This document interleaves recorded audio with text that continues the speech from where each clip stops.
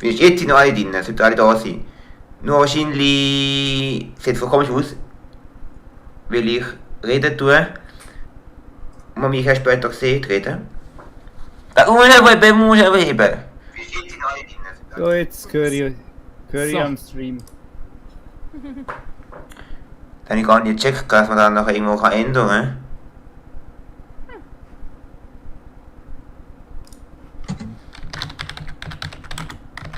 Sind wir jetzt in einer Sound-Ding rein? So eine... Perfekt. So. Jetzt ist der Podcast da, vor allem live. Ach so, ich habe den Stream dran offen gehabt, darum habe ich alles doppelt gehört. Alles klar. Ist das schon die erste Frage gewesen? Warum habe ich erst später gehört, dass man sieht? Ja, dann wäre die erste Frage gewesen, aber irgendwie leider nicht. Irgendwie nicht technische checkt. Probleme. Das fällt fast nicht auf. Nein, gar nicht. Drück Alt und du ziehen. Shift meinst Nein, Ja, halt. Dann kannst du das Bild schneiden. Genau. du?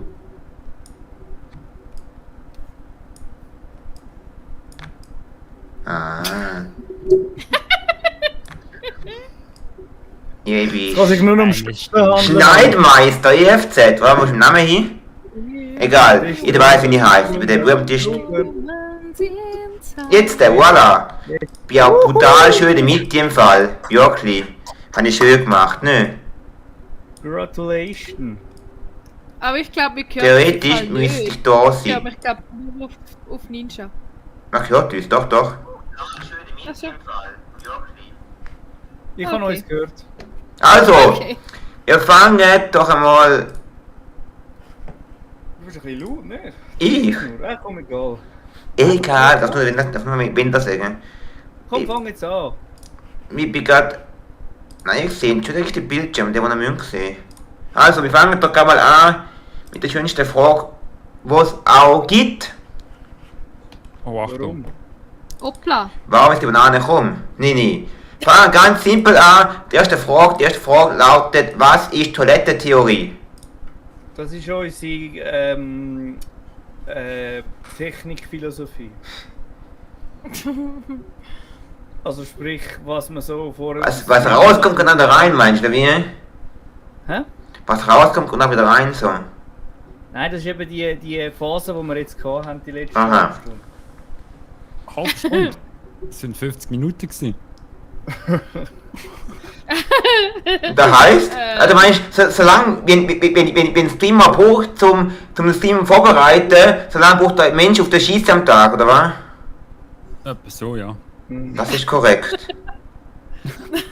Nächste Frage bitte. Nächste Frage bitte. Nächste Antwort bitte. Für eine Tipp noch eine Antwortmöglichkeit. Theorie, wie lange das Menschen aufs WC gehen. Können wir gerade wieder weitermachen? Nächste Antwortmöglichkeit. Kennt man mich überhaupt? Ja. Ja. Heute mal applaudieren, wenn die länger als 55 drin bleiben. Ja! Hey! Stunden Applaus bitte. Eine Stunde Applaus. Also, andere Möglichkeiten. Besser rau...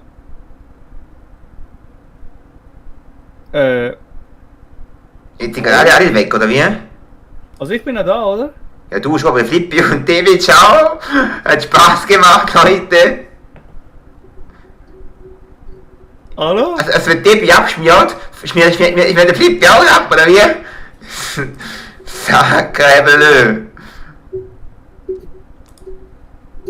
Die eine Person, die durchgehend live und stabil ist Debbie. Du, Flippi, der sag mal Fli- kurz etwas. Ich höre Flippi nicht, oder? Ich höre den Flippi auch nicht, aber das Lustige ist, er ist gar nicht... Ich sehe ihn gar nicht im OBS Ninja. Ich sehe ihn. Ich sehe ihn am Streamen.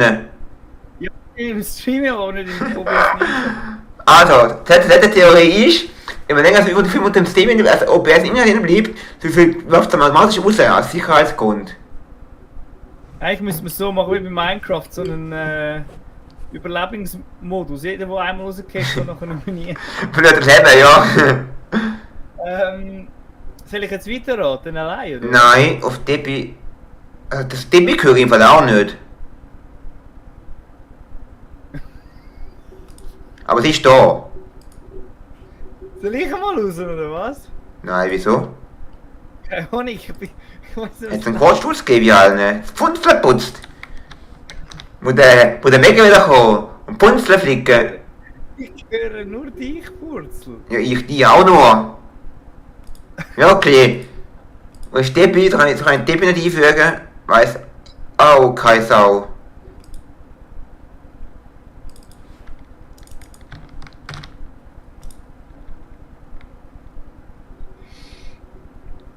Dave.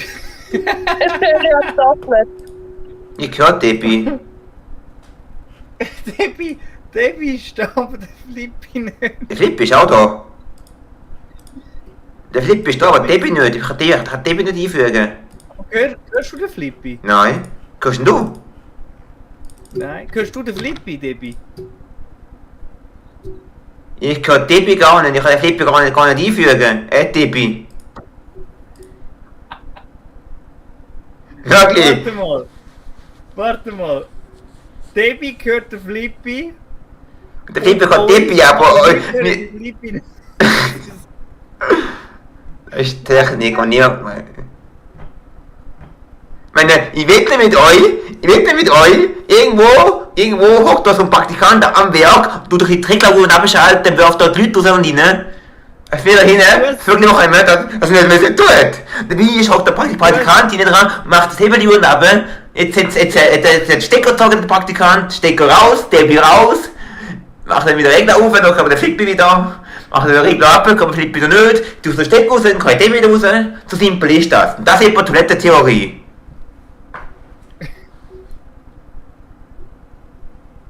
Ja. Du weißt nie, wenn es passiert. Aber wenn es passiert, dann stinkt's.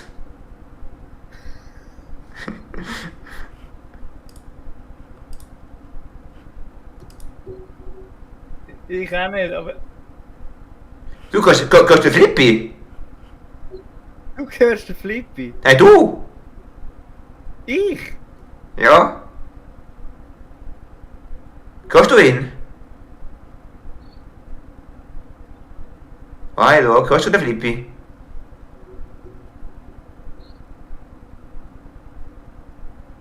Hallo? Hä? Ich hör dich, also ich hör Debbie und dich, Purzel. Du hörst Debbie? Ich höre Debbie nicht. Sie ist da. Ich hör Debbie.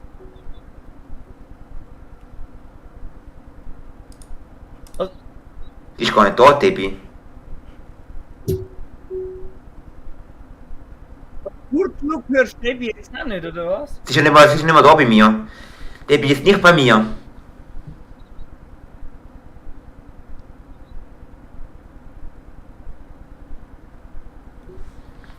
Wirklich, vorne hätte es noch besser tun, wo der Flippi und nur du da bist, jetzt höre ich den Flippi auch nicht mehr. Debbie höre ich auch nicht mehr.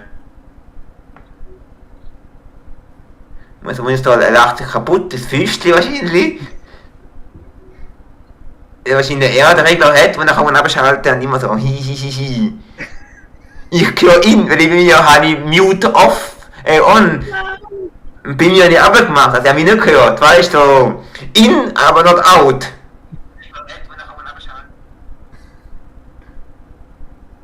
Tu mal, weißt du was? Jetzt, ich habe eine Idee. Rühr mal den Flippi raus, soll noch mal kommen. Obwohl, er gehört ja uns. Ah, danke. Das ist schon witzig. Das ist wie ein Ding. Das ist wie so der Erste Weltkrieg. Der deutsche Führer sagt irgendwas und noch alle anderen machen das. Yes, Sir. Ja, hörst du mich? Hören die mich jetzt? Ja, jetzt schon. Aber bei mir, also, wenn schwarz ist das Leben also eigentlich ist es so bei mir, wie bei Minecraft. Schwarz ist nicht verfügbar. Mit was bist du jetzt so deine Idee? Hey, ich bin jetzt vorher übers Handy gefunden, vielleicht ist es ja besser, aber es ist nicht besser. Weil ich bin jetzt vorher doppelt online gewesen, aber nichts nützt. Wow, der bist ja da. Ein Licht ist am Himmel erschienen. Sacre bleu. Blippi kommt Oh, hier. ich weiß nicht. Aber ich höre nicht. Gurat. Jetzt höre ich ihn. Und Gurat ist die falsche Antwort für die Rettertheorie. Ja, jetzt hören wir auch wieder. So, super. Also, Wenn ihr da sind, nicht vergessen, Link in der Beschreibung ist der Link zu dieser Tasse. komm, du mir die Frage beantworten. Es kann jederzeit wieder einen rausgehen. Okay, Toilettentheorie. Einfach für erwähnen, sonst ist nicht gut. Einfach gesagt, wenn ich 45 Minuten drin bin, ein Applaus. Aber das sollte man nicht sagen, weil sonst kann ich wieder raus. Oh ja. Stell dir vor. Wieso bist du gar nicht rausgefallen, oder? Vorher. Es ist ja 0% auslastet die Frame. Ist das ein schlechtes Zeichen? Was? Wie viel? 0%. Hä? Auslastung. Ja. Also, Gut. Toilettentheorie. Ich habe keine Ahnung, woher das Wir sind jetzt 50 Minuten live und ich habe noch keine Frage beantwortet. Was ist Toilettentheorie? Ja. Toilette. Ich kann einfach meine Facecam nehmen und nein, das geht gar nicht. Komm Komm, ich jetzt. tu googlen, dann findet man es raus. Nein, das ist für die raus. Das ist, Nein, ich tu nicht googlen. Ich weiß es aber nicht. wenn du eine Mindestanzahl an Reserven musst haben bezüglich WC-Papier. Hat es etwas mit den Toiletten zu tun? Ja, nein, es geht um Marierheber, warum die schwarzen Punkte finden. Ja, die Frage ist ja, was es heisst vielleicht, weil es irgendwie sprichwörtlich gemeint ist und es geht gar nicht um WCs. Hat es etwas mit der Geschlechtertrennung zu tun? Wie meinst du? Was, wo meinst du? Das ist kompliziert. Bezüglich Gender, bezüglich ja halt, sag jetzt mal bezüglich Bauen, dass halt immer 2 Räume halt extra brauchst, weil es sonst nicht zugelassen wäre. Nein. Weil ich glaube, kann das Lied bei einem M zum einem W umdrüllen? Wie Wambo. Wie Wambo! Wambo! Ich wollte jetzt gerade fragen, lachst du so leislich oder bist du schon wieder rausgefallen? Nein, riesig lachen. Das ist ein Witzer. Wenn der anfängt zu fluchen, weil der immer leislicher. Irgendwie hörst du ihn gar nicht mehr. Voll. Toiletten. Theorie. Hey, blass ist immer. Was? Wenn ein Mensch keine Ahnung hat, dann ist es Theorie. Hm.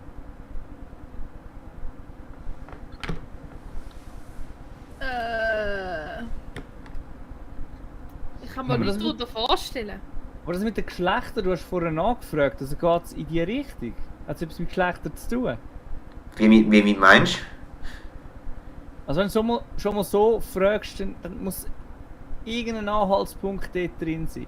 Ja, irgendwie so im weitesten Sinn, so wie wenn du sagst, Jerusalem liegt neben der Schweiz, dann ja. Ich habe eine Idee. Vielleicht ist das die Definition, dass bei den Frauen einfach immer die Leute anstehen müssen.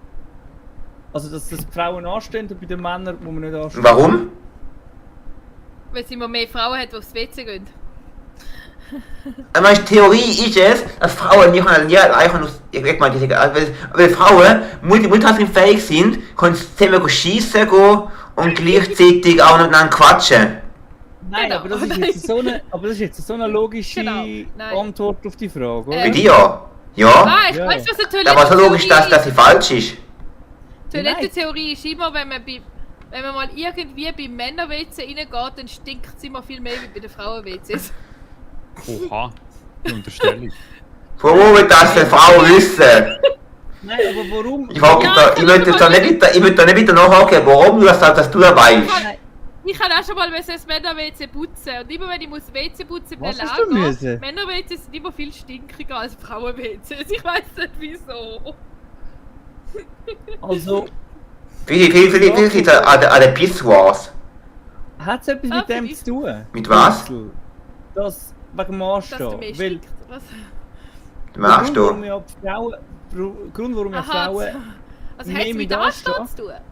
Der Grund, warum Frauen... Rita sagt ja. Hat damit zu tun, weil ja ein Pissoir ja von der... Dass Frauen länger müssen anstehen als Männer. Das hat mit dem Pissoir zu tun, weil wegen dem Platz... Okay. Eine Kabine braucht mehr Platz, als hat weniger WCs, dementsprechend müssen die Frauen länger anstehen. Ist ja logisch. Das ist Fakt.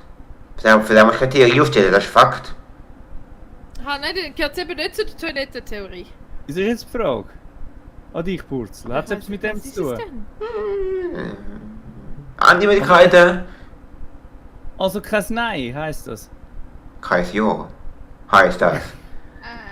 Überraschung. Aber was heißt die Tasse ist immer noch stylisch? Wo hast du die Frage geholt? Von Wish, Darknet. vom Ali.ch, vom Darknet, genau. Wie ganz tief ist das, wirklich ganz tief ist das gegangen. Ganz tief.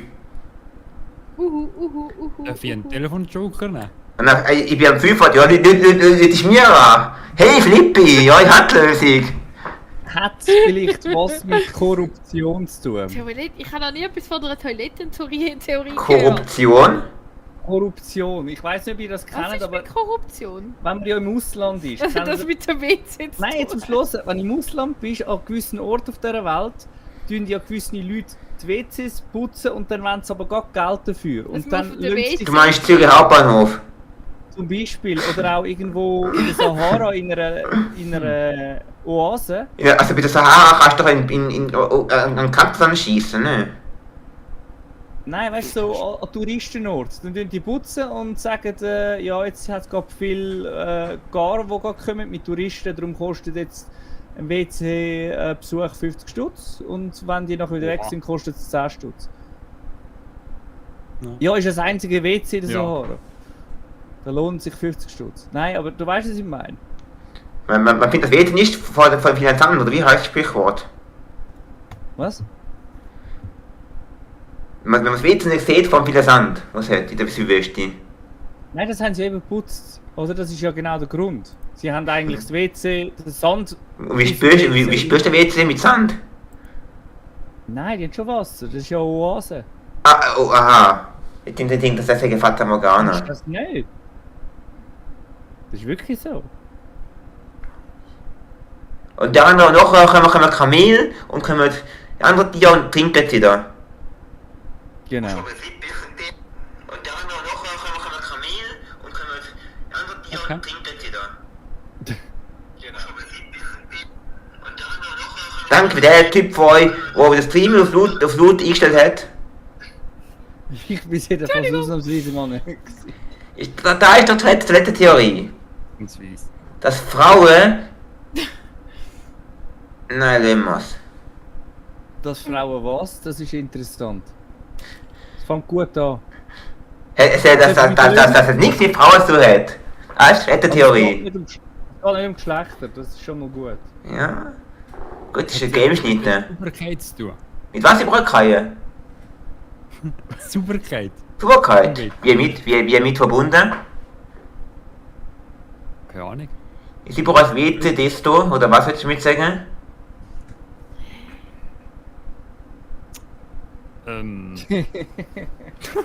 Mach mal weiter. Klingt interessant. Mal ein anderes Thema. Mit Ich habe eine Theorie, Erzähl. dass Sauberkeit, je mehr, also zuerst, wenn es gar kein WC hat, ist die Sauberkeit tief und dann aber eine bestimmte WC-Anzahl ist die Sauberkeit viel höher. Und dann, wenn du an jedem Strassenecke ein WC hättest, dann wird es immer schlechter nachher wieder. Also zu viel ist nicht gut und zu wenig ist auch nicht gut. Muss Was da ist dran das? Logik? Ja, eben die Logik ist, dass quasi, wenn zu viel, das, ja, ich weiß doch auch nicht.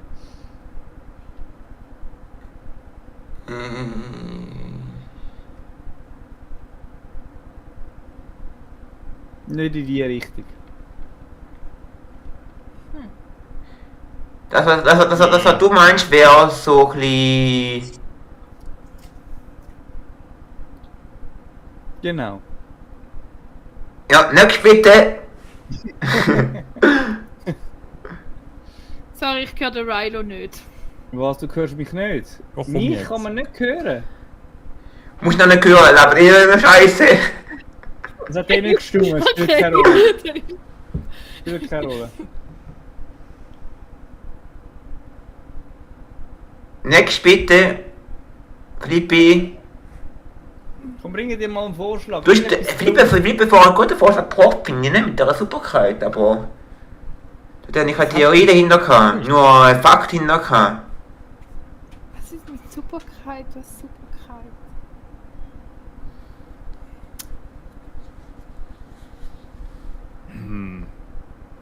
Das WC wird am meisten am supersten gehalten von allen Räumen.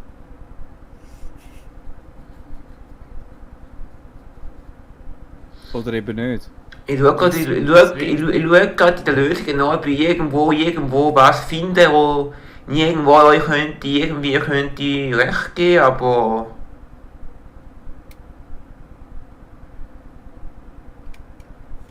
Ich finde nichts.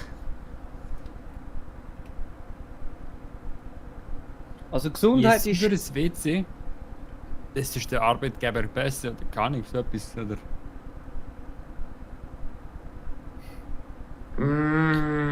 Ah ja, anhand vom WC erkennt man, was für ein Typ dort wohnt. Klippe, du machst nicht umschreiben, umändern, deine Antwort vorne. Arbeitgeber ist nicht schlecht, in dem Fall. Je sauber, Wenn das WC sauber ist, je ist sauber das WC, Arbeitgeber desto gut. ordentlicher ist der Typ. Das sagt aus, dass... Arbeitgeber gut ist, dass er schaut, dass... Je weniger die Leute auf dem WC sind, je fleissiger sind sie Dass am der Arbeiten. Bewohner ordentlich Zu dem Flippi sind einfach Geld da. Weiß nicht. Ich kenne die Ja, Antwort nicht, darum ist es noch weiß schwierig nicht, zu ja, weiß sagen. nicht, wie fest das nicht Ja, mich kann so etwa regeln dort. Toilettentheorie sagt aus, dass man nur anhand vom WC, also vom Anschauen, wie gepflegt das WC ist, herausfinden kann, wie die Firmenkultur ist. Okay. Ah, es geht ja, okay. Dank dem Mambo herausgefunden, wie Mambo die Lösung ist. Super! Hä? Das war Lösung, Frage Nummer 1. Yay! Stimmt. Ja. Nächste Woche geht es weiter mit der Frage Nummer 2. Wir Gas geben, dass wir es bis um 10:30 alles haben. Also, Frage number 2. Jetzt sind sie gar nicht richtig. Das ist mir Was ist egal. noch seit 2015 im Da Neuburg verboten. Seit 2015. Französisch Im zu freien reden. Pinkeln, wenn wir schon beim WC sind. Im freien Pinkeln ist im Kanton Neuenburg seit 2015 verboten. Strassentafel auf Französisch. Nein, aber auf Deutsch wäre die Antwort sein. Stopp mit 2 P zu schreiben. Nein. Weil im Straßenverkehr schreibt man es mit einem, obwohl man es ja mit 2 müsste schreiben. Weil man es auf Englisch macht. Nein. Ja, ich weiß. Ich kann nur wieder noch einen Senf dazugeben. Das kennst du als St. Gallen.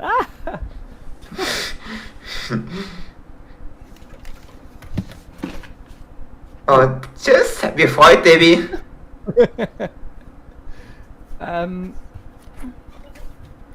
Sie hat herausgefunden, dass Toilettentheorie nicht zu ihrer Wohnung passt. Ihr Image ist besser als eine Toilette. Also, es ist ein Gesetz. Ja, logisch, steht ja da. Straßenverkehr. Ja, geht es um den Straßenverkehr? Es gibt viele Gesetze. Es gibt fast alles Gesetze. Es gibt auch ein Gesetz, dass man Meerschweine nicht auf allein halten. Ist das in Neuenburg auch so? Das ist echt 2015. Gesetz. Eben, dort ist es verboten, im Mehrfach zu halten, muss einzeln halten. Da hat gerade 2 Busse auf einmal bekommst. Ich weiß es. Ja? Du So. musst mindestens 0,5 Promille Alkohol im Blut haben, sonst darfst du nicht fahren. Mit der ÖV. Nein, im Auto. Aha. im Nein, das ist Quatsch. Welschland, weißt du? Im Welschland ist doch das noch.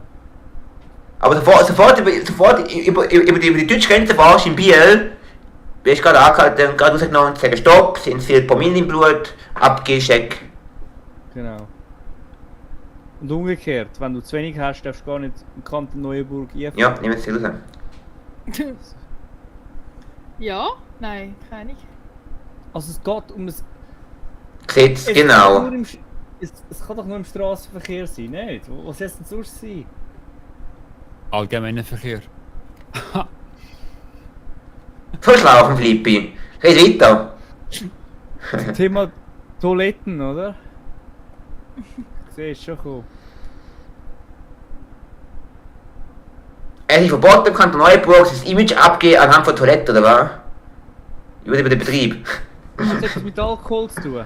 Alkohol. Nein. Indirekt schon? Jein. Drogen? Nein, nehmen wir mal den Alkohol in den Vordergrund. Ist zwar eine Droge, aber eine harmlose Droge. Also ja, ich kann auch sagen, aber Alkohol. da musst du nicht in den Vordergrund setzen. Es ist mir so, aber so ein bisschen...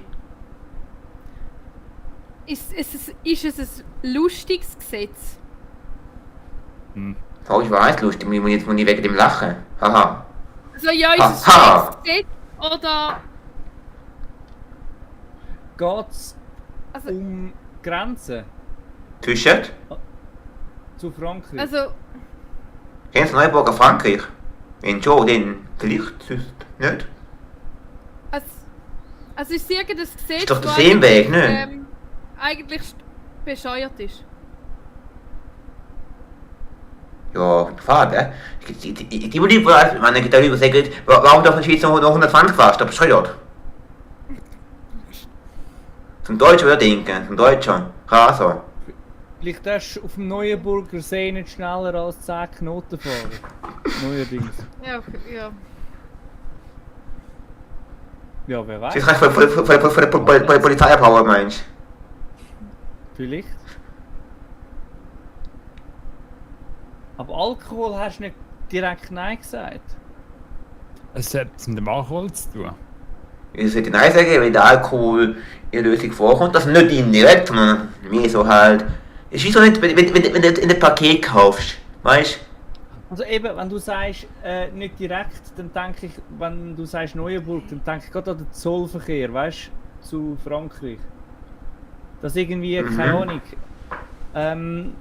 Ich sage jetzt mal, dass nur, dass du keine Nebenstraßen darfst haben bezüglich über Grenzen, dass nur auf Hauptstraßen darfst du das Land verlassen oder irgendwie sowas.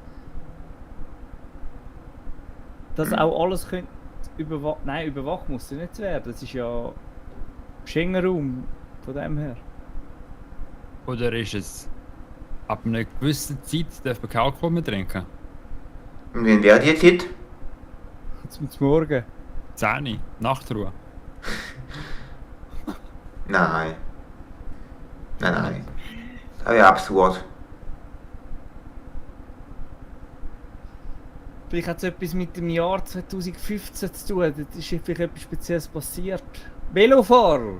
Velofahrer haben Vortritt auf der Autobahn. Nein, keine Ahnung.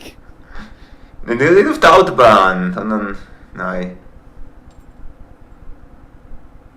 Auf dem Spielplatz. Genau. Genau, auf dem Spielplatz. Genau. Alkohol und Velofahren. Er hat noch gefunden, der Reto. Er hat ihn noch gefunden. Ja, safe! Er ist dann links abgebogen und hat gesagt, ja, der Spielplatz. Zack, Kurve gefunden und direkt, zack, ins Ziel geschossen. Alkohol. Warte mal, wie geht das? Alkohol auf dem Velo ist verboten und wenn sie verwünschen, können sie den Autofahrausweis entziehen. Aber das ist, glaube ich, bei uns auch so, oder? Das ist überall so. Du Vielleicht das ist umgekehrt. Ja. Wenn du Alkohol am Steuer hast, nimmst du das Alkohol das wieder weg.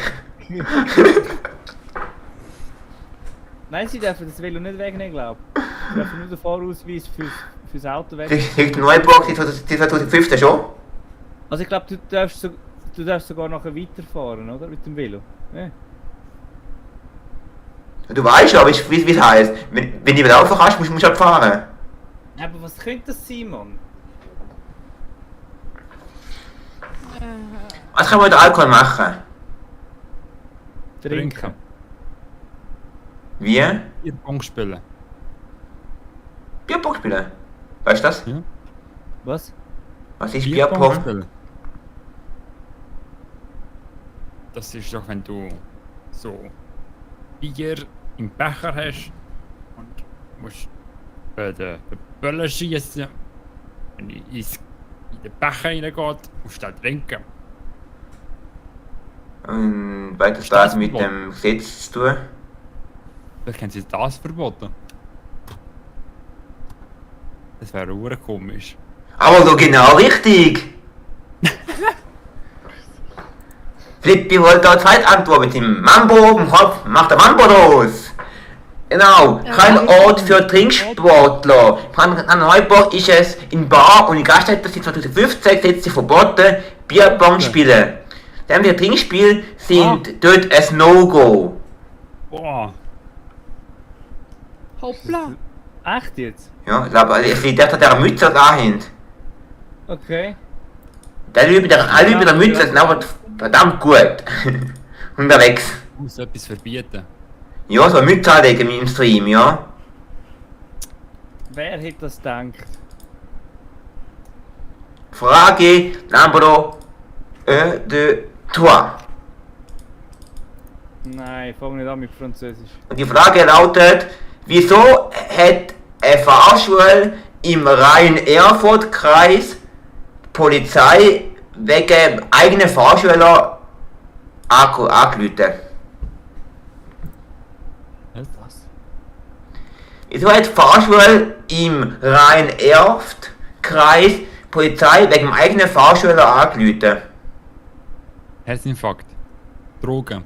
Gras. Nein. Crystal Meth. Sexuelle Belästigung. Wer denn fahren? Ja. Er ist so kriminell gefahren. Nein. Er hat das Auto gestohlen. Der Fahrschüler. Vom Fahrlehrer? Ja. Nein. Doch. Nein, hat er nicht. Doch. Steht das so? Er hat nicht ein Auto geklaut, er hat die Tasse geklaut. Der geht gar scheiße, ich weiß. Das heißt, meine Kamera da abgeschmiert.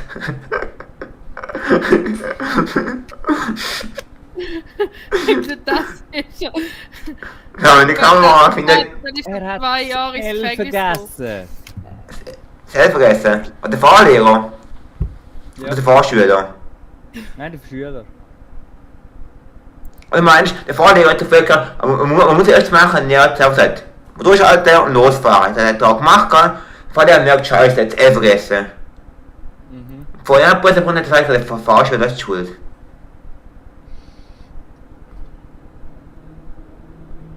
Er wird daheim geschlagen. Oder sie. Der Fahrschüler, vom Fahrlehrer? Fast Schüler. Nein. Was, ich weiß es nicht.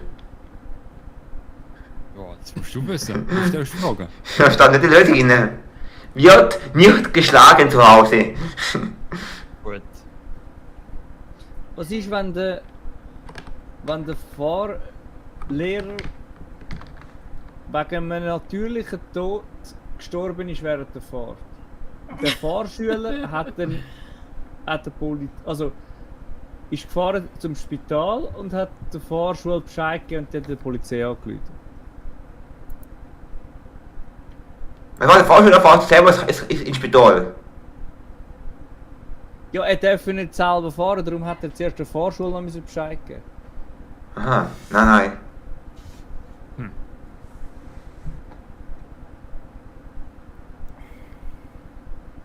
Ist der Fahrlehrer überhaupt dabei gewesen? Ja.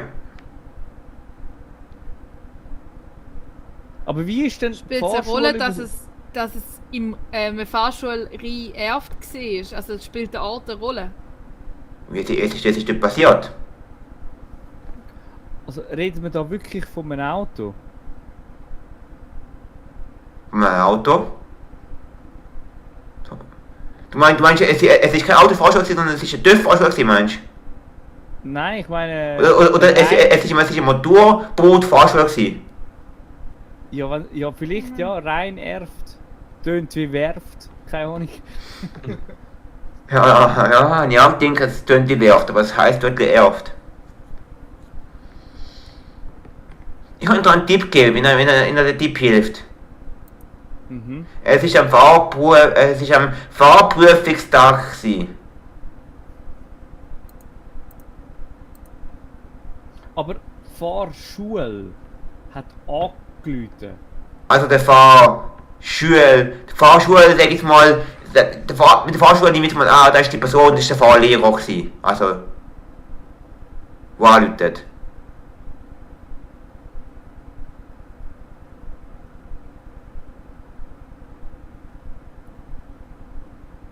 Vielleicht ist am Fahrschüler aufgefallen, dass ein... Hat es einen Unfall gegeben? Während der Prüfung meinst Ja. Möglich sein. du? Wegen dem Fahrschüler. Nein, wegen der Polizei. Er hat gesehen, wie die Polizei einen Fehler gemacht hat. Der Fahrschüler. Ja. Also du meinst, die Polizei ist links abbogen, wo man links nicht abbügen, dann hat der Fahrlehrer gesagt, soll links abbügen, dann hat er auch gemacht, Nein, hä? das dürfte die Polizei.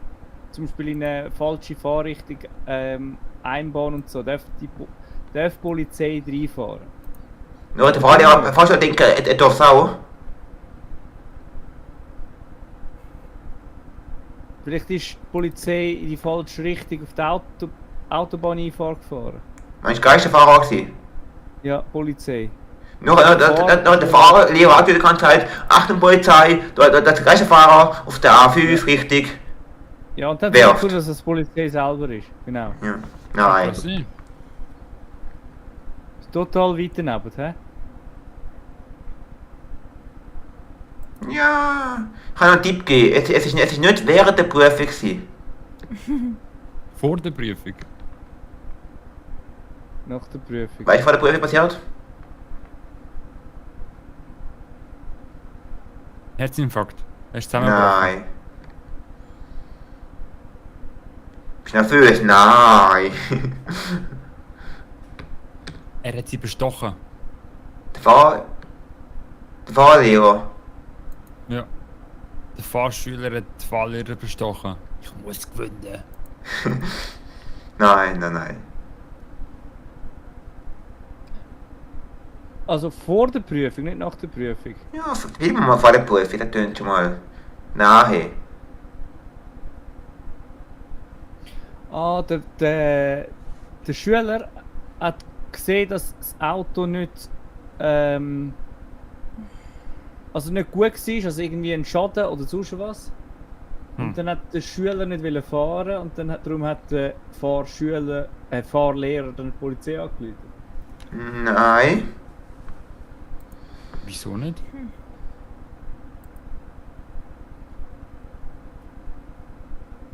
Also der Hat das mit Fahrlehrer. dem Zustand vom Auto zu tun? Nein. Der Fahrschüler war betrunken gewesen. Nein, ist nicht betrunken gewesen. Halt sonst eine andere Droge. Nein. Er hat jetzt den Datenkontakt in den Pfeifen, also. Nein. Nehmen wir da, nächste Frage, Antwort. Er hat Corona gehabt und hat trotzdem die Prüfung... 2015? Was? 2015? Das ist die letzte Frage 2015. Aha.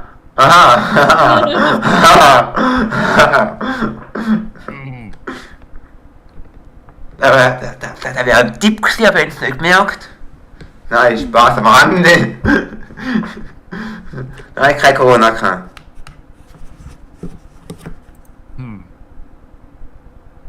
Die Antwort, die Frage ist ab von 2021, wenn ich mich nicht ganz täusche. Oder 2022. Also neu, frisch. Also er hat etwas gesagt, das nicht erzählen. Er hat nichts gesagt.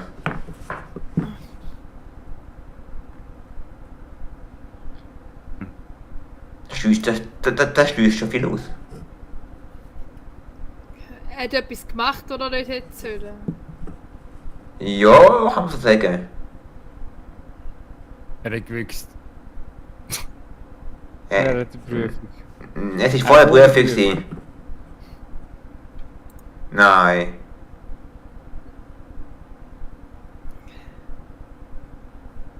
Ah, ihm ist der Schlüssel vom Auto runtergefallen und genau in einen tollen Deckel liegen. Wegen den Leuten bei der Polizei, ja? Sicher? Ja, vor allem weil er gesagt hat, er hat es absichtlich gemacht. Warum nicht am Klempner? Weil das halt weiter runtergeht. Nein, wie es am Pythagoras ist, genau. Das hat nichts mit dem zu tun. Hat nichts mit dem Schlüssel zu tun, oder? Nein. Hm. Der Schlüssel ist flatü. Mhm. Fla was? Fla... Was? War flatü. Flatü. Das ist von Schmierinskis. Ich mag nicht, was das Wort heisst. Das ist nicht das Wort. Nein. Was ist, wenn er die falschen Daten angegeben hat oder irgendwie den Namen Das Wort falsch gibt es ja geschrieben nicht, hat? das ist ja von das Wort. Der Fahrschüler. Ja, also weißt du, zum Beispiel den zweiten Namen nicht angegeben oder irgendwas, wo das Problem wäre für Dokumente, wenn es dann halt hast. Also wenn du Nein. Also er hat nichts mit Bürokratie zu tun. Nein. Ich kann das jetzt lösen sagen, wenn er will. Warte, vielleicht hat er ihn persönlich gekannt von früher oder so und hat ihm einfach die Faust in die Fresse gehauen. Nein.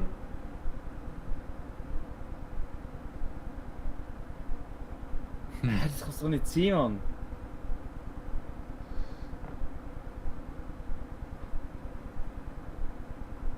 Vielleicht hat er... Also reden wir da davon, dass es das erste Mal, wo er an die Prüfung Ja. gegangen ist. Also nicht, dass irgendwie schon 5 Mal wiederholt Nein, wird nein. oder so. Ah, vielleicht ist er 90. Vielleicht ist er zu alt. Vielleicht ist er zu alt. 37. Ja. 37. Vielleicht wegen dem. 37. Ein Titel von 90. Jetzt ohne Scheiß 37. Also nur als Info, falls ihr merkt, dass ich irgendwie in euch rede, ich höre euch nur über den Livestream. Und das ist verzögert. Okay. Okay. Nein, hat nichts mit dem Alter zu tun. Aber das mit 37 hat gestimmt. Ja, logisch, ich ist die Fahrscheu. Ja. Hm. Ja, könnte sein, aber nein, stimmt wirklich. Hä?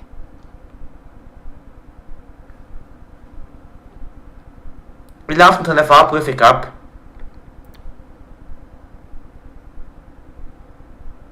Denke mal einfach ganz logisch, was macht man an dem Tag? Man geht zuerst noch eine Stunde, vielleicht eine normale Fahrstunde mit dem Fahrlehrer und fährt dort an nachher. Mhm. Und dann geht man zum Expert Ja. Mhm. und dann fährt man eine Stunde mit dem Expert. Also du fährst erst eine Stunde an mit dem Fahrlehrer und erst nachher gehst du einen Experte. Mhm. Also ich habe es so gemacht, ja. Ich auch. Wie hat man das jetzt noch machen? Straßenverkehrsamt geht direkt zum Expert. Zum Beispiel. Mit dem eigenen Auto. Dein eigenes Auto? Kannst ja. Was? Ein Auto Tieffahren ohne Fahrprüfung? Nein, ich denke Weiß mit dem ich Fahrlehrer. Also, Oder mit dem Vater, wie auch immer. Aha.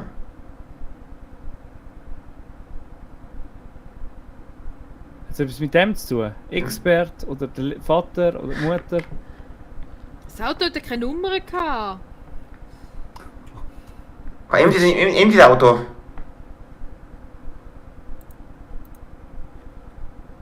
Genau, das Auto war schon auf ihn noch eingelöst gewesen. Nein, aber wäre eine gute Anfälligkeit. Es ist ein Auto gehabt von einer Prüfigkeit. Geht überhaupt? Kann man das überhaupt? Geht schon nicht. Oder nicht? Ich weiß es nicht. Ich habe es nie probiert.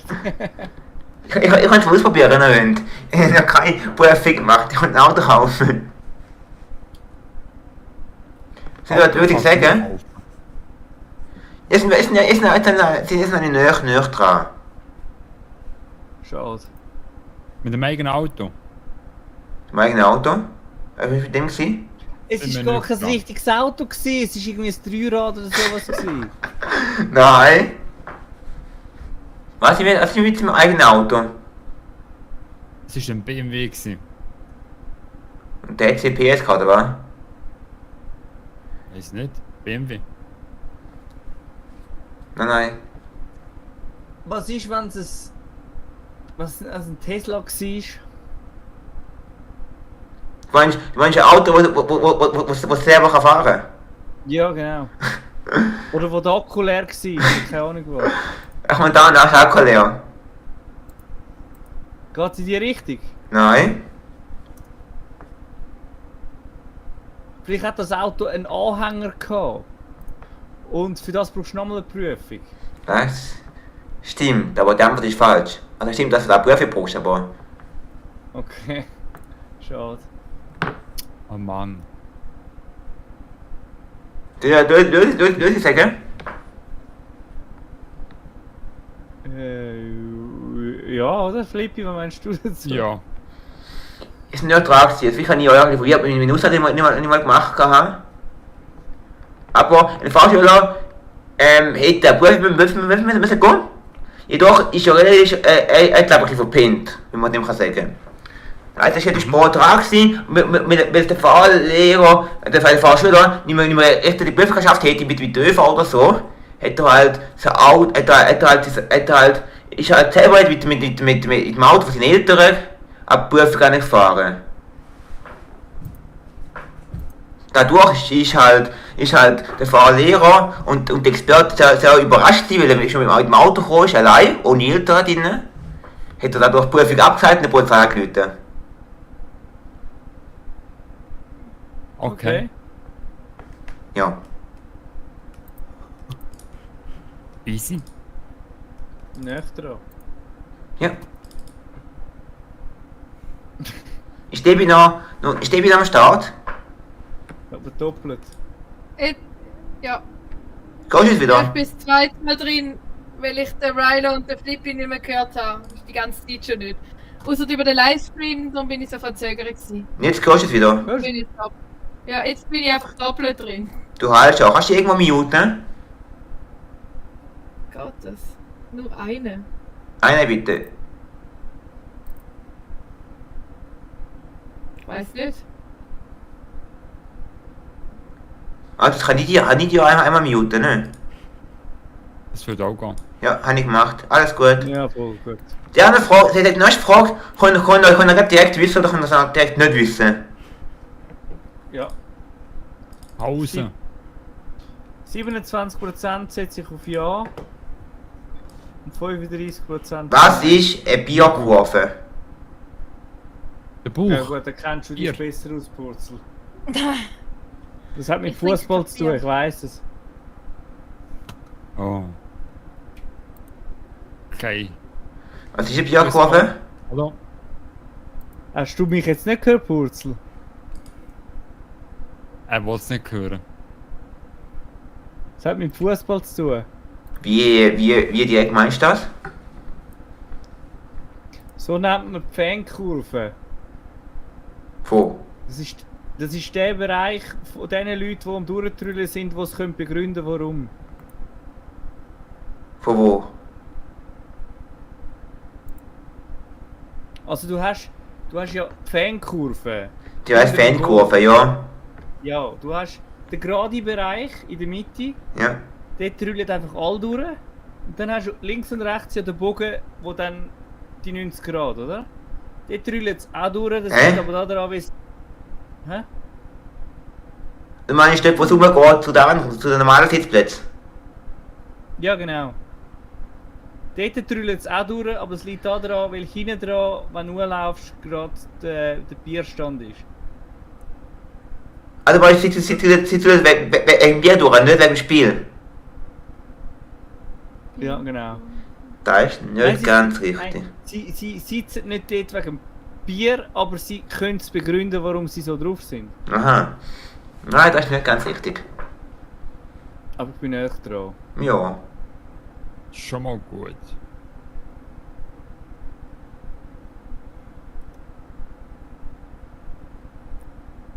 Was könnte das sein? Eigentlich kann du auch richtig Antwort raus, aber in dem Fall nicht.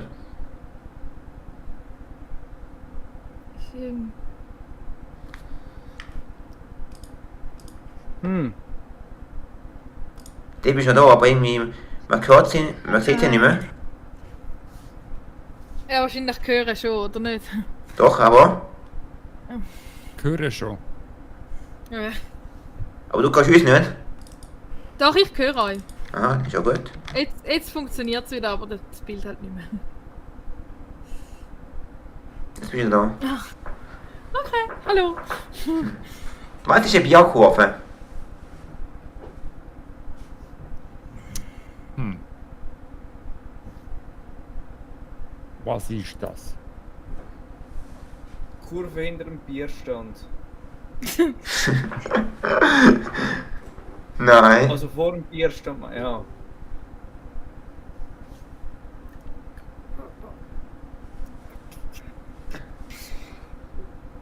Das ist der Bereich vom Stadion, wo leer ist nach der Halbzeitpause, weil sie immer noch anstehen. Das ist jetzt am letzten Grund. Genau. Eine Statistik. Irgendwie so eine Statistik, wie viel Bier das getrunken wird. Im Pro-Spiel? Ja, zum Beispiel. Nein. Also es geht um Fußball, oder? Das ist bestätigt jetzt von dir, Purzel. Das ist schon mal eine gute Richtung.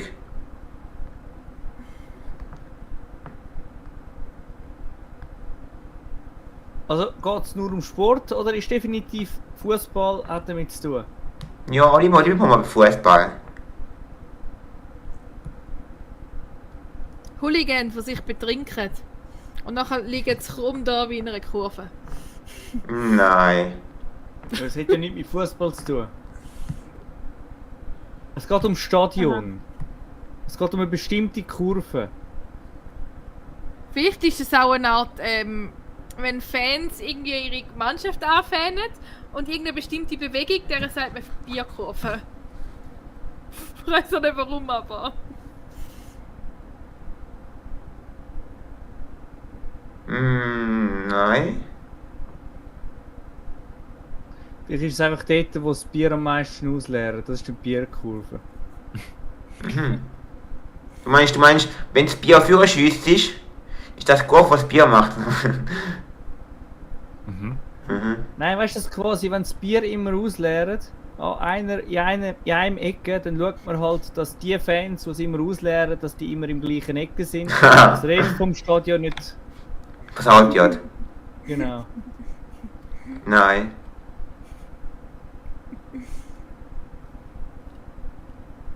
Hat so eine Bierkurve jeder Verein?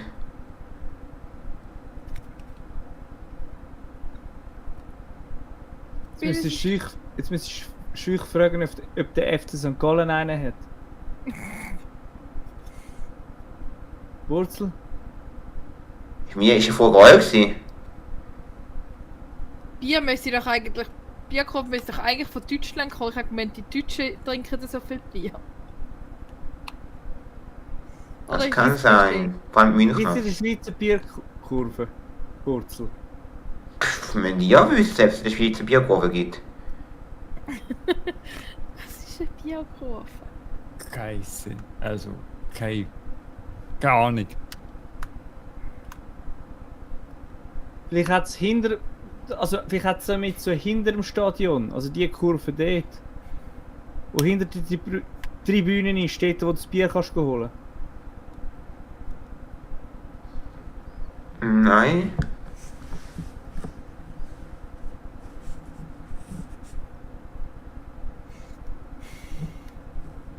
Geht es effektiv um Bier? Oder heisst das einfach so? Sag mal, was heißt es so? Es geht also nicht zwingend um Bier. Vielleicht ist es einfach der Ort, wo die Fans, die am aggressivsten drauf sind, heiß Bierkurve, weil sie wie besoffen überkommen. Mhm. Und ja, jetzt ist aber ist nicht richtig.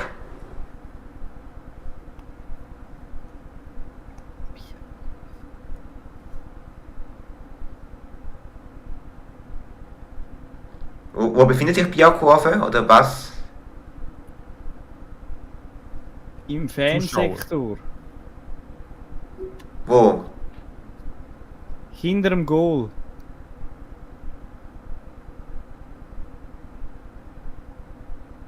Also also meine Fankurve nennt man Fußball, im Fußball umgangssprachlich Bierkurve, weil das meiste Bier konsumiert wird.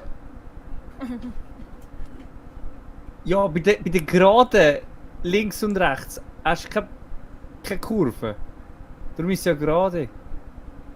Wo soll es denn sonst eine Kurve haben? Also meinst du, die Bierkurve nehmen wir keine Fankurve vom FC Zürich, weil willst du damit raushauen? Wo im Stadion hast du keine Kurve, aber gleichzeitig und auch keine Fans?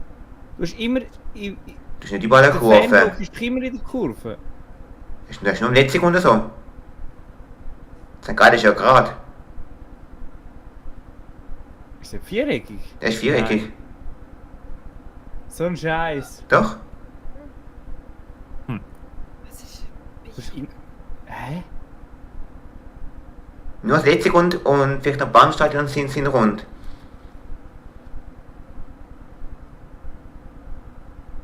Wie ist das dort im Ecke? Der Rest ist gerade bauen. So wie Spielfeld.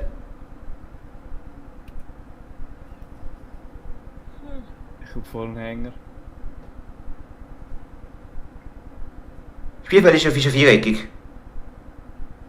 Ja, aber im Ecke hast du doch... Hä? Hast du dort nicht so eine Kurve, eine kleine? Nein. Du baust ja so das Uhr hat- dort- und dort so hat's- weiter. Ist ja keine Kurve. Okay. Dort hat's kein Dings, Sitz? ja genau. Darum ist es eine Bierkurve. Nein. Ich habe jetzt sogar an Eishockey umeinander gedacht, weil dort hat es ja zum Teil so Sachen. Dort wo ist, alles dort, drin- dort ist immer rund, die Eishockey, oder? Ich bin nicht ganz sicher. Aber dort ist nicht immer rund. Also im Hallenstadion ist es doch nicht rund. Ist es denn nicht achteckig? Die ja ist mir gleich was ist, es ist nicht rund.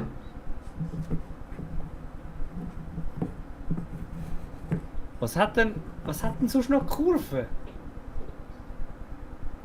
Ist ein viereckiges Feld im Fußball? Was soll da Ja. rund sein? Geht um eine Kurve? Es geht wieder um Bier noch um eine Kurve, je. Ich sage mal umgangssprachlich ja. Eben, es ist umgangssprachlich, in dem Fall nicht wortwörtlich. Also lass mich raten, mit Fußball hat es gar nichts zu tun. Doch.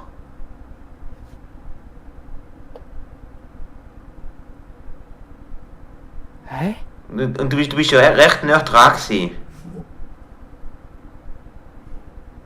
Du musst halt du müsstest auf einem Friedhof ein Grab ausgraben und grabst neben dem falschen Grab und nachher laufst du weg. So nah dran bist du etwa gewesen. Das heisst also, das ist... Die Bierkurve ist einfach wieder gerade. Ich will aber gerade. Jetzt im Letzi. Also dort wo links und... Also... Ich sage mal hinter dem... Frage, gibt's da überhaupt einen Letzi? Nein, weißt du, sinnbildlich. Dort hinten dran, wo hinter dem Coach und dem Zeug. Hinter dem Ersatzspieler. Dort, wo es gerade ist. Nein. Das wäre gerade nebendran. Ich glaube nicht wortwörtlich nebendran. Ich glaube, du bist einfach näher dran gewesen mit dem, was du gehabt hast. Sind es Hooligans? Die neben der Bierkurve. So eine Art, ja. Wenn sie randalieren. Nein. Oder wenn sie so Fahnen aufheben. Also du meinst die Leute, die Pfanne haben, die neben der Bierkurve. Kann sein. Vielleicht ist der Eingang für die Spieler, um aufs Feld zu kommen. Der Nein.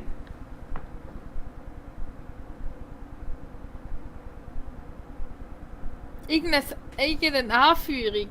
Es ist eine Art. Wenn Fans anführen, eine gewisse Art von Anführen nennt man Bierkurve. Nein. Hm. Kann eine Bierkurve jede Mannschaft haben? Denke schon, ja.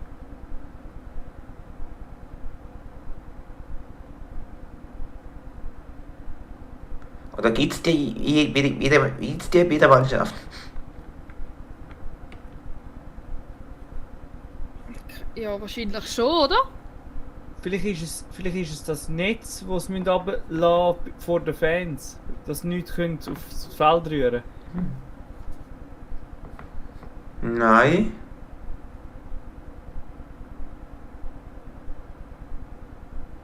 Hä?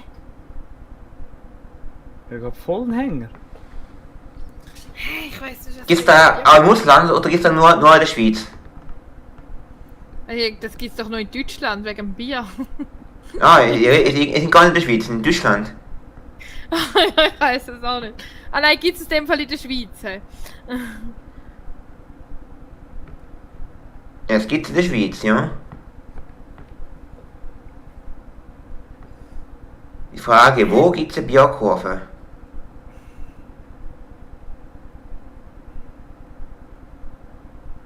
Steht was einfach Bier saufen im Stadion.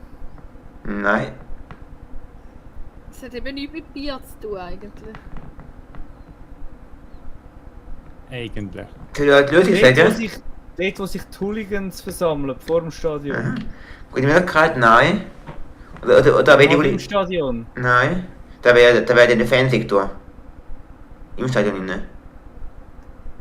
Das ist die Kurve außerhalb vom Stadion, wo die Security-Leute am wenigsten schauen, wo du am besten die Petarden nie bringst, oder die Dinger heißen. Ja, es sind Büros. Gute Möglichkeit, aber ist auch nicht richtig. Das ist die Seite vom Stadion, wo sich die Polizei nicht getraut, weil die Hooligans stärker sind.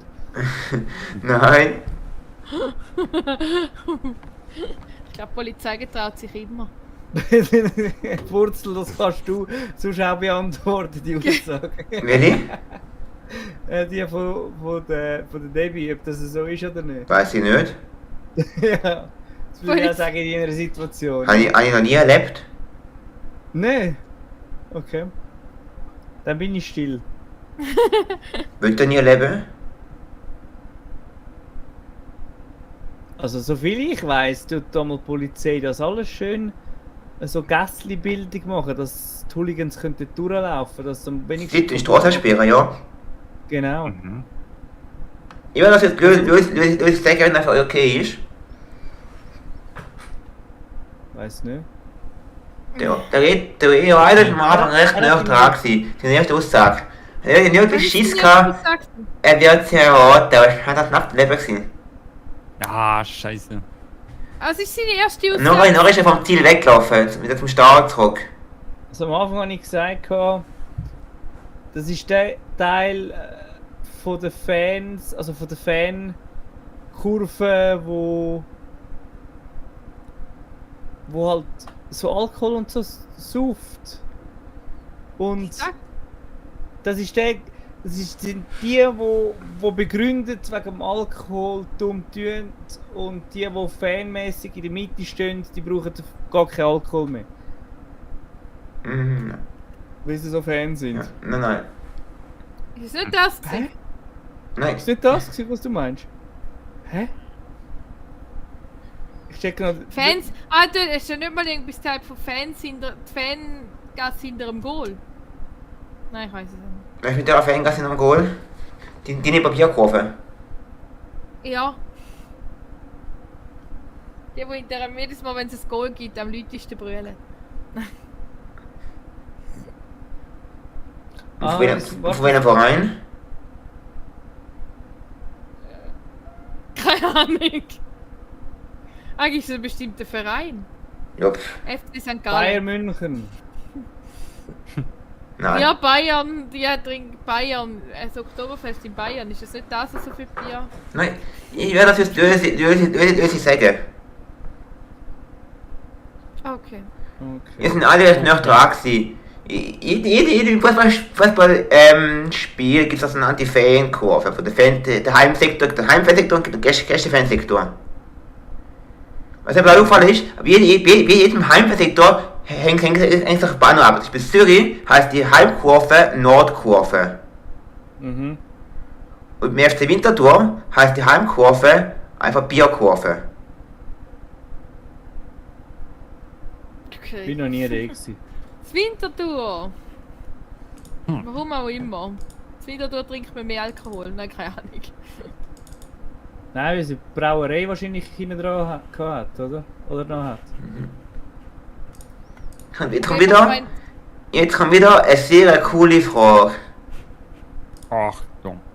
Ja, okay. Okay, was kommt jetzt? Jetzt kommt sicher eine schwierige Frage. Die ist so cool, die Frage. Dass sie so schwer ist, dass man sie nicht so Die ist findet. fast so cool wie die erste Frage. Damals ist keine Theorie, sondern damals nenne ich es ein Prinzip. Wahrheit. Nämlich, was ist Eine Bierkurve. Sandur-Prinzip? Etwas, was abläuft. Irgendetwas, was ein Ablaufdatum hat. Ich frage mich wirklich, wo du die Frage holst. Aus dem Darknet. Ich glaube so. Oh, das stimmt, ich habe keinen Plan, woher diese Sachen kommen. Aber ein Sandur ist doch etwas, was abläuft. Ich hole es aus meine Frage hole ich aus dem Buch, das heißt Fragen für Dummies. Danke. Question for Dummies. Aber der Flip hat jetzt einen Mambo auf dem Kopf, weil ihm sehr viel schon geholfen hat heute. Also, ich frage dich jetzt mal, Burzel, kennst du den Unterschied zwischen Steuern und Regeln? Wieso? Weil das eigentlich das Sandur-Prinzip ist von einer Zeitmessung, sage ich jetzt mal. Nimm aber nicht das andere Prinzip, das nicht du für das andere Also, Prinzip. hast du überhaupt meine Antwort verstanden, wenn ich jetzt mal so frage? Ja, aber das ist falsch. Ich glaube nicht, dass du das verstanden hast, okay. Doch, habe ich. Ja, ich frage, ob ich meine Lösung erkenne. Ah, und ja, die kenne ich. Nein, ob du meine Antwort verstehst, meine ich. Also was ich eigentlich damit wollte sagen Ja. ist, wenn du eine Zeit, also quasi, wenn du eine Zeit einstellst, zum Beispiel Stoppuhr, Ja. dann stellst ja du die Zeit nach dem ein, was du willst. Und die Sanduhr tust ja du einstellen im Sinn von,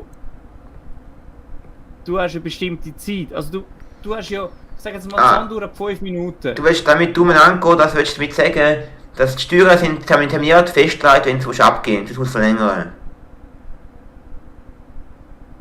Nein, dass die Sanduhr definiert ist auf einen bestimmten Wert Ja. und du dann quasi das selber musst, quasi, also das Prinzip, dass du es mehrmals musst berechnen. Also quasi analog und digital. Du hast quasi die Sanduhr, die ist zum Beispiel 5 Minuten. Wenn du 15 Minuten brauchst, dann musst du es 3-mal umdrüllen. Mhm. Also, weißt du, was ich meine? Ja. Ich habe erst, der Sandu hat das nicht etwas damit zu tun mit Zeit läuft ab. Du kannst sie umtrüllen, dann läuft es wieder zurück. Aha. Ja, aber wenn man dass man irgendwie jemandem das Symbol von der Sanduhr heisst, deine Zeit läuft ab. Das heißt, du musst einfach ins Kistchen hocken und Abschied nehmen, oder was? Komm ins Kistchen. Ich habe eben gemeint, irgendeine Piratenflagge von früher noch hat eine Sanduhr drauf und wenn du den siehst, hat das geheißen, deine Zeit ist abgelaufen. Der Pirat macht dann keine Gefangene. Aber ich weiss nicht mehr, welcher Pirat das ist. Jack Sparrow.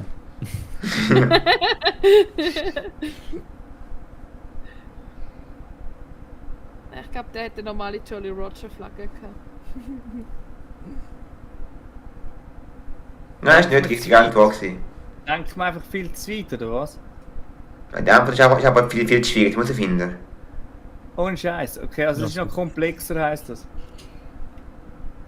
Ja, die hat irgendwie, ich will wissen, wenn eine Bierkurve ist und die sind dort schon gescheitert.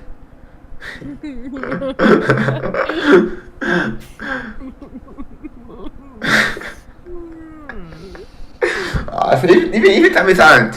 Ich glaube nicht, aber ich mal gleich. Ein Sand. Hat es mit dem FC Winterthur etwas zu tun? Was? Da ist die Uhr, die abläuft, wenn sie in zweiten Liga spielt, oder was? Das ist die Uhr, die abläuft, wenn sie wieder die Liga wechseln müssen. Also sie wechseln immer wieder ins B und dann wieder ins A und dann wieder ins B und dann wieder ins A. Hat's etwas, Nein, aber die Uhr hat nur den HSV. hat es etwas mit Asterix bei den Schweizern zu tun? Das Da heisst? gibt es nämlich einen Wirt, wo eine Sanduhr hat und damit halt, weil es Pünktlichkeit ist, das ist die einzige Uhr, die alle haben. Und dann muss der Wirt immer wieder sagen, er ruft immer Kuckuck und dann werden alle die Sanduhr rumdrüllen, damit die Uhr wieder läuft. Asterix bei den Schweizern. Aha. Hat etwas mit dem zu tun? Nein. Hat mich jetzt recht erstaunt. Mich auch. Mich auch. Aber Was wenn er jetzt war's ja noch? gesagt hätte, hätte es mich gewundert. Nein. Sie weiß mehr wie nie, meinst du? Also ja, noch ja.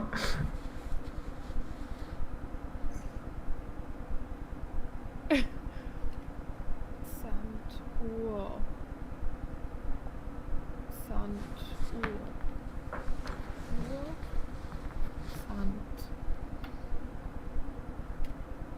Also das, was ich am Anfang gesagt habe, dass das mit den 5 Minuten oder so total Nein. Holz weg. Bestimmte Zeit. Sand. Nicht googlen. Nein. Wer googelt? Ja, der was so unscheinbar heilig drin folgt. Vielleicht hat es damit zu tun, dass wenn jetzt zum Beispiel gehst du arbeiten, dass früher, wenn du geschafft hast, es nach ganz bestimmten Situationen hast du angefangen und aufgehört. Zum Beispiel bei Sonnenaufgang hast du angefangen, bei Untergang hast du aufgehört. Und da die Sanduhr ja eigentlich auch etwas ist, was einfach vorgegeben ist, von der Natur her, sage ich jetzt einfach einmal, weil der Sand ja halt von der Schwerkraft halt runtergeht, dass man dem Sanduhr-Prinzip sagt, wenn die Sonne untergeht, dass man dann aufhören kann arbeiten. Und ja, eine Kieselstein-Uhr machen. Was? Und ja, eine Kieselstein-Uhr machen. Könntest du auch. Nein, es geht nur darum, dass es etwas Natürliches ist. Dass es nicht... Früher hast du keine Uhr gehabt, in dem Nein, ist keine Uhr gehabt. Ja, aber es ist eine vorgegebene Zeit. Zeitspanne ist gesetzt. Du kannst nicht wählen, wie lange das du hast, Ja. sondern... Ja. Was? Ich habe die Beantwortung, könnte ich so mit recht geben. Es ist die vorgegebene Zeit, die ich habe, bis ich euch die Lösung sagen. Ja, etwas so. Das ist das andere Prinzip. Vielleicht hat es auch damit zu tun, dass wenn du am Computer das Problem hast, dass das Uhrchen neben dem Cursor kommt. Und wenn du dann umeinander drückst und es steht nachher oben im Titel keine Rückmeldung, dann ist das sogenannte Sanduhr-Prinzip. Das ist es. Also sie haben früher als Kind über das Die Asterix-Spiel drüllt doch immer, ne? als ein Sandur. Genau, das drüllt immer. Der tut so drüllen, ne? Das Müsli hast? Ja, wenn es nicht würde drüllen, dann wäre es irgendwann voll, oder? Das ist ja logisch. Du meinst, du denkst, jawohl, das Problem ist gelöst, was einfach du, was so drüllt. Ich hat mit dem Drüllen etwas zu tun. Was? Dass du es permanent musst drüllen. Was muss? Nein, die Sanduhr. Aha, das ist ein anderes Prinzip. Ja. Sag einfach ja. Es hat etwas. Hey, ich weiss es. Früher hat man doch so Schach gespielt. Schachuhr, wo immer hast müssen drüllen nach jedem Zug. Was für eine Schachuhr? Du schaust, ich glaube, der Reiter oder der Adel schaut viel wie Sabine. Ah! Das wäre ich gar nicht gekommen, aber früher hat man doch da die Uhren beim Schach noch nicht gehabt. Hat man doch sicher die Sanduhr Gibt es ein Zeitlimit, das man hat? Ja, kann man, ja. Muss man nicht, aber kann man. Wenn du nicht vorne fertig bist, dann musst du wieder rumdrüllen. Also sämtliche Spiele, die ich weiß, was das Sanduhr hat, ist bei Tabu. Ja. Und dort schießt mir jedes Mal immer an, wenn die scheiß Frage ist, überhaupt beantwortet ist, von der scheiß Uhr abgelaufen ist und man die scheiß Uhr wartet, dass es langsam ist. Dann fange ich oben draufhauen, also die scheiß Dinger schnell runtergehen. Aber es geht um ein Zeitlimit. Hat wer gesagt. Das ist Ist eine eine Frage. vorgegebene Zeit. Ist eine Ah, das Frage. war mich gewesen. Ich meine, immer vorbeantwortet nicht ich. Eben, es ist eine vorgegebene Zeit, es geht schon um so etwas, oder? Dann behauptet ihr einfach. Ohne Ahnung. Komm, das hilf ist uns so. mal ein bisschen. Wir sind sehr schlecht heute. Denke dran. mal nicht allzu weit zurück.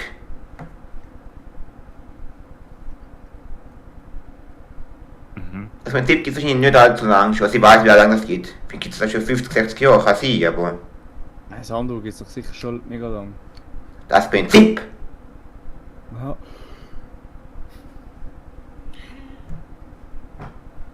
Sanduhr-Prinzip. Hat nichts mit dem Tippmesser zu tun. Sag jetzt schon mal als Tipp. Okay. Das hat nichts mit Zeit Nein. zu tun. Es ist Vielleicht mir mit als Worten Symbol zu tun. gedacht. Aha. Aha, okay. Warten.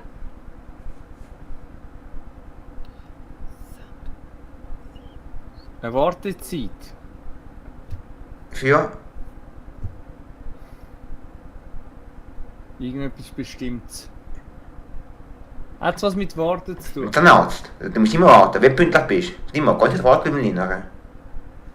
Ist nicht ja so Jürgen bei sich, wo weiss, wenn der Kunde kommt, muss ich umdrüllen. Dann muss er 5 Minuten lang warten, bis man ihn abholt. Genau. Genau.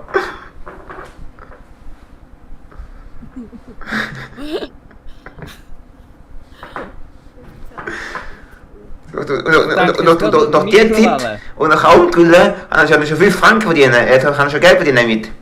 Ich denke gerade an die Mikrowelle, wo auch 2 Minuten musst warten. Da ist eine Sanduhr drin. Bis sie heiß Ding ist. macht. Aha. Hey, ich habe voll den Hänger. Du musst uns Ich mehr komme auch nicht helfen. drauf. Hat nichts mit dem interessanten Wort zu tun. Nichts mit dem Tippmesser zu tun. Tipp. Wie Ja, wer hat sieht das so gesagt? wie sieht das aus? Wie ein 8. Wie eine 6. Das heißt, Ja, von mir aus auch 6.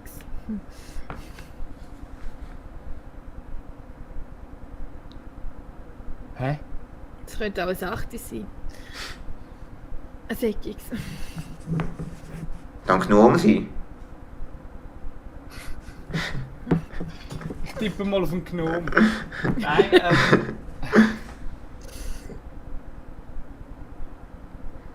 Das kann ich mal böse sagen, wenn ich da nicht drauf komme. Nein, warte, wenn es um eine Symbolik geht, dann denke ich so, ein X, das oben und unten zu ist, oder? Ja, oder, Wenn du, ja. wenn du sagst... Du meinst, zwei Dreiecke aufeinander bauen sind, dumm gesagt. Genau, genau. Mhm. Ja, Also es geht um eine Verengung. kann man so sagen, ja. im Glas. Also im weitesten Sinne ja. Gibt's. Was? Geht um Glasfertigung. Nein. Sandu-Prinzip heisst, wenn man irgendwo ansteht, dann darf, also es steht mega viel an, aber es darf immer, und dann tun es aber wie immer nur einzelne durchlassen, bis noch alle durch sind. Also eigentlich wie ganz viel anstehen, wie ein Dreieck von der oberen Sanduhr, aber bei der Abfertigung kann immer nur eine durch, weil es eine aufs Mal kontrollieren. Die Idee ist nicht schlecht.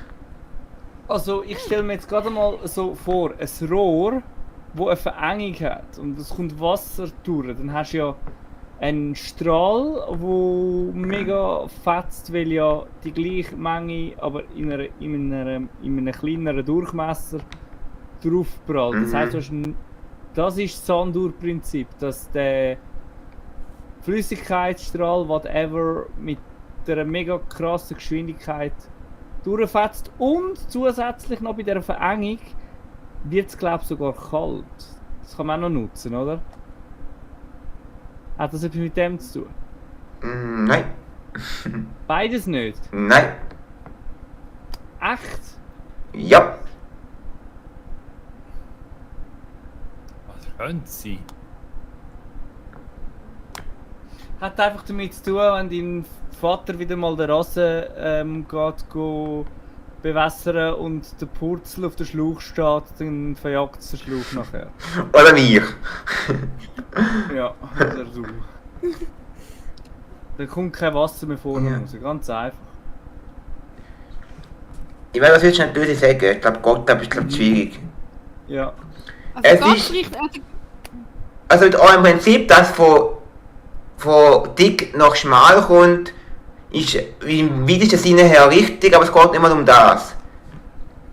Das Prinzip braucht man, ich sage jetzt mal, wenn man es vorher schaut, im Bereich Deutsch. Schulfach Deutsch.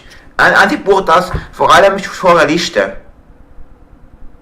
Wenn sie eine Argumentation schreiben, wisst ihr alle, was eine Argumentation ist? Das Argument. Wenn wir etwas argumentieren, das heisst, wir nimmt eine These oder zum Beispiel, wir nehmen These oder, und man zum Beispiel sagt, man darf im Stream fluchen. Ist das richtig, ist das gut oder ist das falsch? Dann nimmt man Pro oder nimmt man Contra führen. Und nachher tut man als Person sich auf etwas festlegen, das sagt man, mich auf Variante Pro, also wir bestimmen für Pro, aber wir sagt mich dagegen. Das andere Prinzip sagt, was man soll zuerst, das andere ist, wenn ich dafür bin, nehme ich zuerst Argumente dagegen und tue die jetzt so danach auflisten, wie das andere ist. Das heisst, oben dran das Stärkste, dann nehmen wir noch am Schwächsten ab, wie es wie zugeht. Und unten dran kommen meine Argumente, die gliedere ich auf vom Schwächsten zum Stärksten. Das ist das Prinzip, das stärkste Argument, das letzte Argument, das stärkste ist, was ich sage, ist das Argument, wo am Zuhörer oder am Leser am meisten bleibt. Das ist das andere Prinzip. Das ist das, was du zuunterst schreibst, nehme ich an. Ja. Also es ist nicht unterschrieben, es ist, wenn ich das Argument unterschreibe, das ist einfach das Argument, das man am ehesten wahrnimmt. Okay. Okay. Okay, ja, es hat nichts mit Zeit zu tun. Stimmt. Gar nicht. Wenn es jetzt für euch okay wäre, würde ich noch die allerletzte Frage reinhauen. Ja. Die irgendwann, Jetzt noch kurz. es ist jetzt mal ein bisschen, da kommt wieder um was ganz anderes. Und da kann ich sage euch jetzt mal einen Tipp. Ich kann auch noch ein Foto zeigen, was das ist. Mhm. Die Frage ist, was ist ein Schlammspringer? Einer, der in den Schlamm springt. Nicht? Und wer? Ein Schlammcatcher. Und wer ist das? Die Person? Ein Sportler.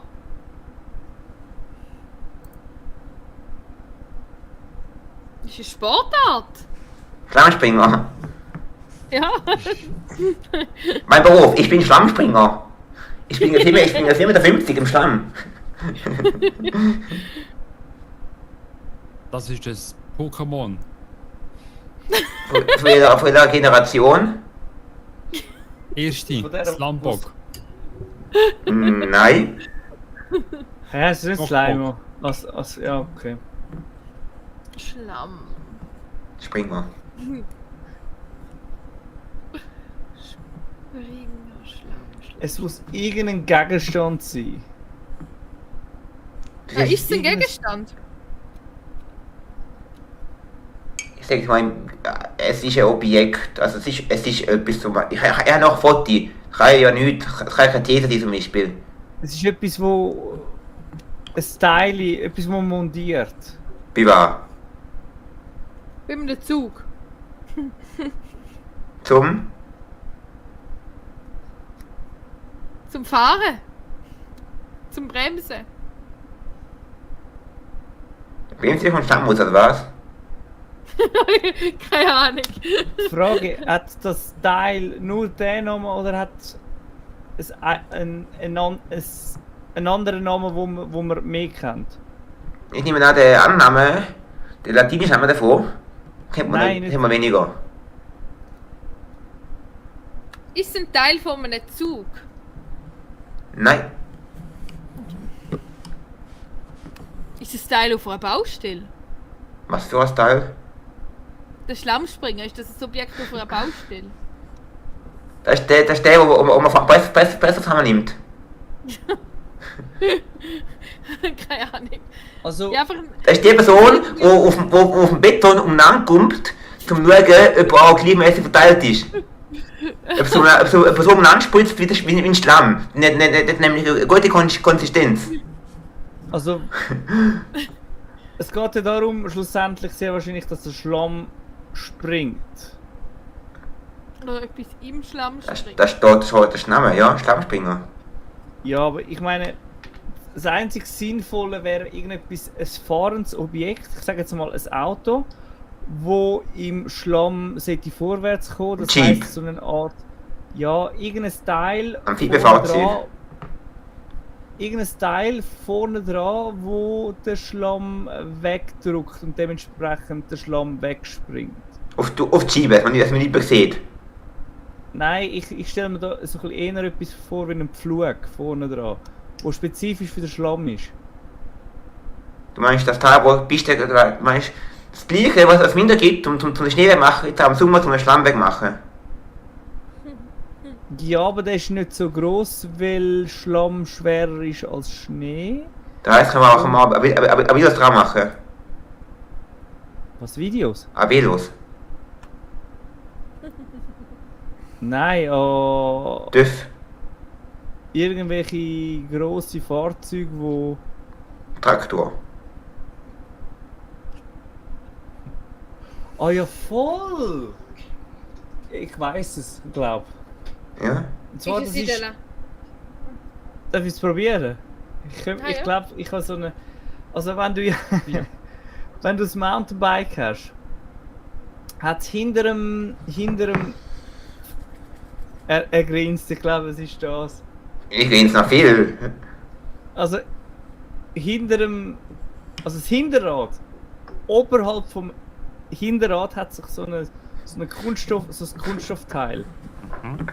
Wenn das ist der Schlammspringer, weil wenn der nicht ist, dann würde es den ganzen Schlamm und den ganzen Dreck dort und das hättest du An der Beine. braunen Strich hinten am Rücken. Und am Rücken, ja. Das ist so, ja. Das ist der Du meinst, Schlammspringer. da wäre Schutz. Sag ich. Ist das nicht Schutz? Also wenn ich Ja, er hat wenn ich irgendwas gefunden. ein Velo kaufe, sag ich auch, aber der hat doch auch einen Stammspringer dran. Das hat sicher Ja. irgendwo so einen Begriff noch zusätzlich, wo einfach steht Schlammspringer. Das ist sicher, ja. Ich meine so, Was wie, mit dem? ja, weil die erste Zeit eine gute Farbe nicht gefunden. Ist das der Schlammspringer? Und das ist eine Tasse, wo da steht Rilo. Mann, ey, es ist so eine gute Erklärung, Mann. Das ist das erste Mal gewesen, wo ich mit der Tasse gegen die kontert habe. Mein Gott, es ist wirklich eine gute Lösung, Mann. Mein Konto ist noch viel besser gewesen. Aber es ist ja ein Schlammspringer. Sogar meine Kamera tut sich mal verabschieden, wenn ich einen Witz fange an machen. Wenn man einen Schlammspringer sieht man den auf einer Baustelle. Es ist kein Ja-Nein-Spiel, das Spiel da. Aber sag jetzt mal, ich hoffe es nicht.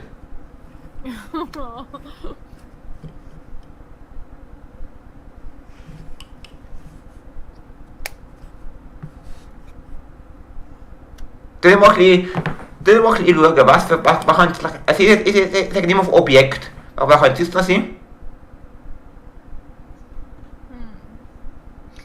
Ich habe eine Frage. Ich bin jetzt gerade bei der Tierwelt. Was ist eigentlich... Ich kenne mich da überhaupt nicht aus, aber was ist eigentlich bei den Pferden, wenn die durch den Schlamm durchlaufen? Haben die bestimmte spezielle... Weißt du, dass irgendwie bei den Füßen haben die normalerweise so Hufeisen? Dass irgendetwas Spezielles, dass man dort dran macht, dass die Pferde weniger versaufen? Nein, weiss das es ist sicher nicht. Nein. Also die einfach Hufeisen an, im Winter haben Oder eben so ein Schlammspringer meinst du? Keine Ahnung, das ist eine Frage. Das ist nur eine Überlegung. Nein, Das ist so wie wenn wir mit dem Jeep über Sand fahren. Das gleitet dann so über den Sand, das Pferd, also über den Schlamm. Wenn es genug schneller reitet. Ich habe wirklich eine vernünftige Lösung jetzt gehabt, Ja. Mann. Überlegung. Ja, nicht schlecht. Noch ein Debbie geht einfach die Faust ein. Wurzel, ich glaube, du bist ein Schlammspringer. Du ziehst alles in den Dreck, was ich sage, Mann. Nein. vielleicht ist das ein Schlammspringer, einer, der alles in den Dreck zieht. Der springt immer in den Schlamm rein. Das ist auch kein Postglas, sondern das ist eben ein Schlammspringer. Das da. Also, ich hasse sogar daheim, Schlammspringer. Hä? Wo ist daheim? Ja, ich Was kann wisst ihr? es euch ganz schnell zeigen. Ein Kugelschreiber. Hol das Schnell. doch Nein, nach. das kann jetzt nicht sein. Hol, dann kann ich schnell zeigen, was ein Schlammspringer ist. Ja, er holt wieder seine Tassen, ich weiss. Ich hätte jetzt für einmal ein vernünftiges Führer geholt. Das kann nicht sein. Doch, ich hol schnell Führer. Du hast vorher gesagt, du hast ein Bild.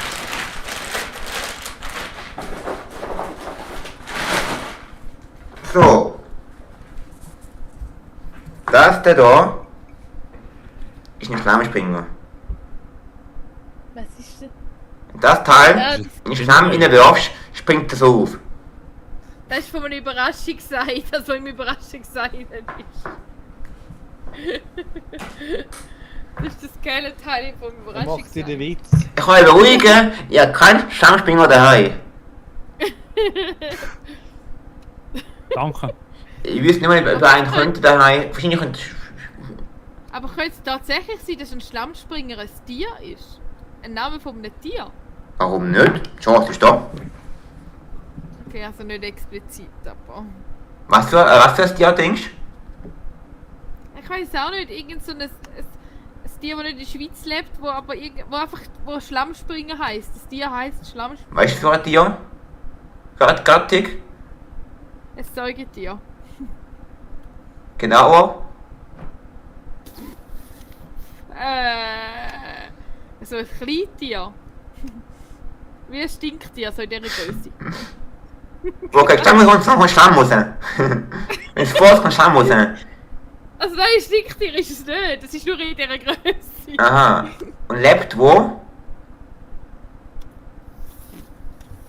Im Zoo. Neuseeland. Badum. Das Tier, ja oder nein, Wurzel? Was Nein, das Tier denkst du? Ich sage nein, es ist kein Tier. Was das Tier denkst denn du? Im Tag abfolgst? Ich? Ja. Ich denke nicht an ein Tier. Ich denke an was anderes, aber ich möchte die Möglichkeit von der Debbie... Aber was denkt der Flippi? zerstören. Wenn ich die scheiß Mütze kann von Mambo auf Bambo umstellen. Ah! Ein Fisch! Was für ein Fisch? Was? Was für ein Fisch? Gar nicht. Es Gibt so gibt viele doch Fische. Es gibt doch die fliegenden Fische, die aus dem Wasser springen. Ding ist auch die Fische, die im Schlamm leben. Leben die im Schlamm. Ja, die leben statt im Wasser, leben die im Schlamm. Aber sie Ich auch esse einfach einen Frosch. Er springt im Schlamm, ein Frosch. Aha, ja. Mit dem Frosch wäre auch noch was. Ist es überhaupt ein Tier?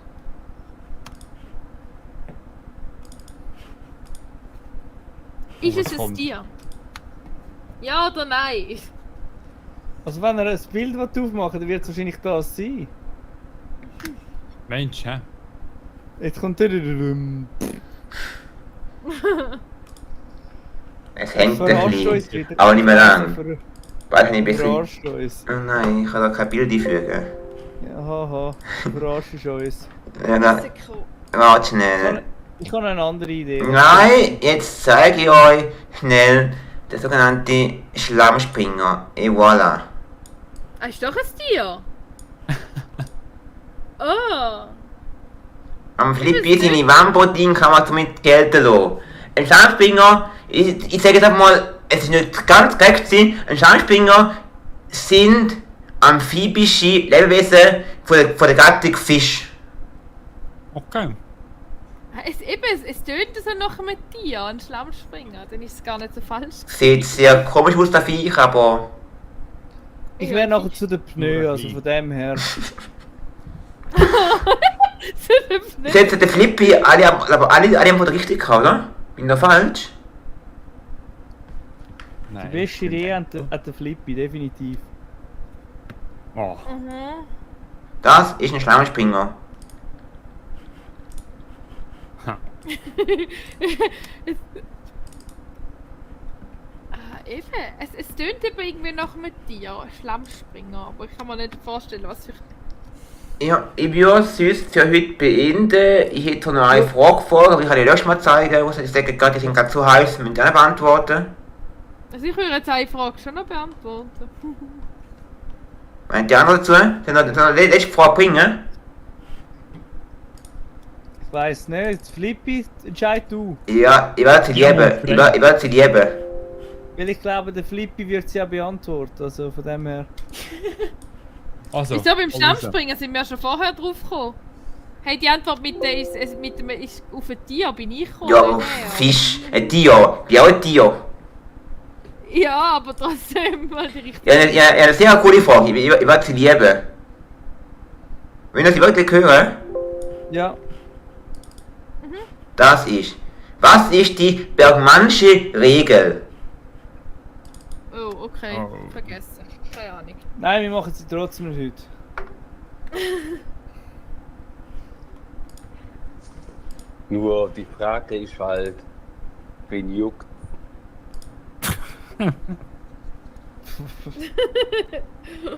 Wer ist das gewesen? Bist du das gewesen, Flippy? Ja. Hat du etwas, was du away meinst, hä? Ich würde sagen. Keine Ahnung. Genau. Das hat mit Bergen zu tun. Eine Regel, Das die hätte ein ich auch gesagt. Bergmann gestellt hat. Eine Regel, die nur in den Bergen gilt. Ein Mann von den Bergen hat sie aufgestellt. Und was seid ihr los?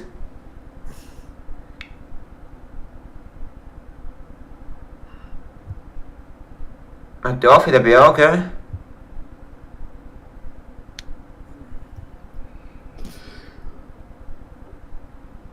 Nicht. Nicht besoffen wandern. Nicht schlafen wandern. Hätte ich auch gesagt. Schon mal ausprobiert? So verwandern. Ja? Jeden Tag. Ins Geschäft meinst Also wenn der Flippy die Antwort gut findet, dann sind wir schon mal auf einem guten Weg. Aber ich muss die gut finden, nicht ihr. Ich sage nein zu wandern. Wenn du beim Klettern den Halt verlierst, dann stirbst. Ist die bergmännische Regel.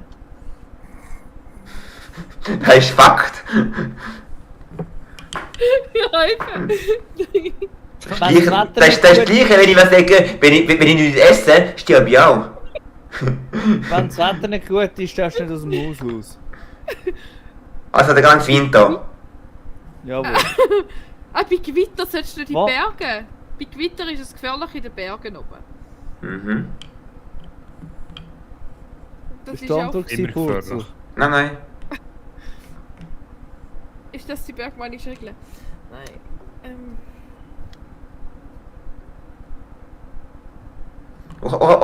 In welcher groben Spalte kann man die Regel auch nicht brauchen? Oder wo könnte die vorkommen, die Regel?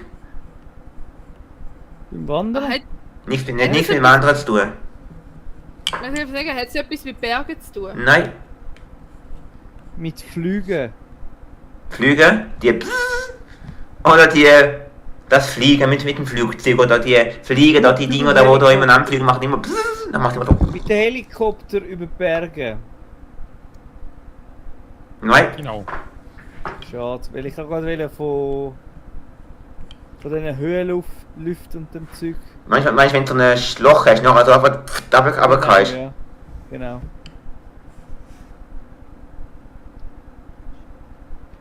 Wenn die Seilbahn nicht mehr brauchen, wenn es ein bisschen windet.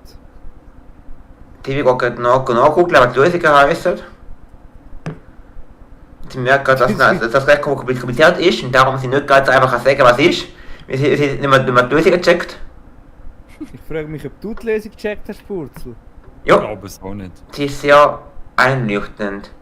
Ah, bergmannische Regel, jetzt weiss ich es, wenn der FC St. Gallen mal gewinnt. Im Fußball. Gegen IB. Zum Beispiel, ja. Wegen der Bierkurve. Genau. Nein, das ist, das ist aber das Winterthur, nicht St. Gallen. Hm.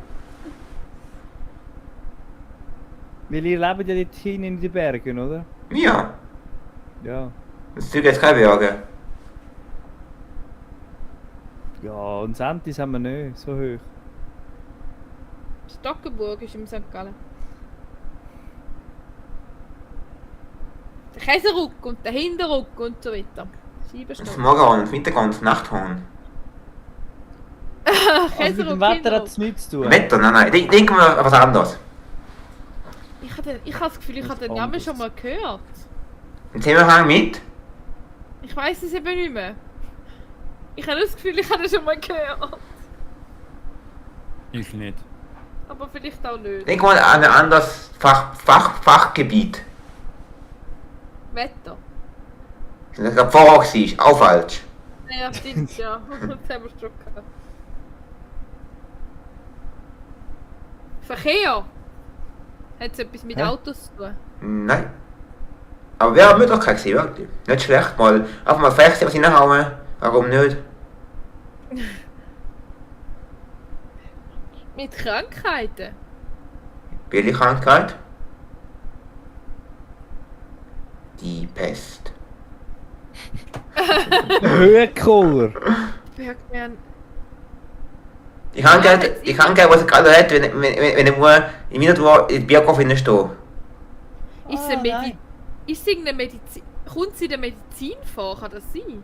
Die Regelung, nein. Aber kannst trotzdem weiterreden. Klingt interessant. Hat es vielleicht auch damit zu tun, dass wenn du zu weit hochgehst in die Berge, dass du irgendwann keine Luft mehr hast? Druck und Nein. wenig Sauerstoff. Nein.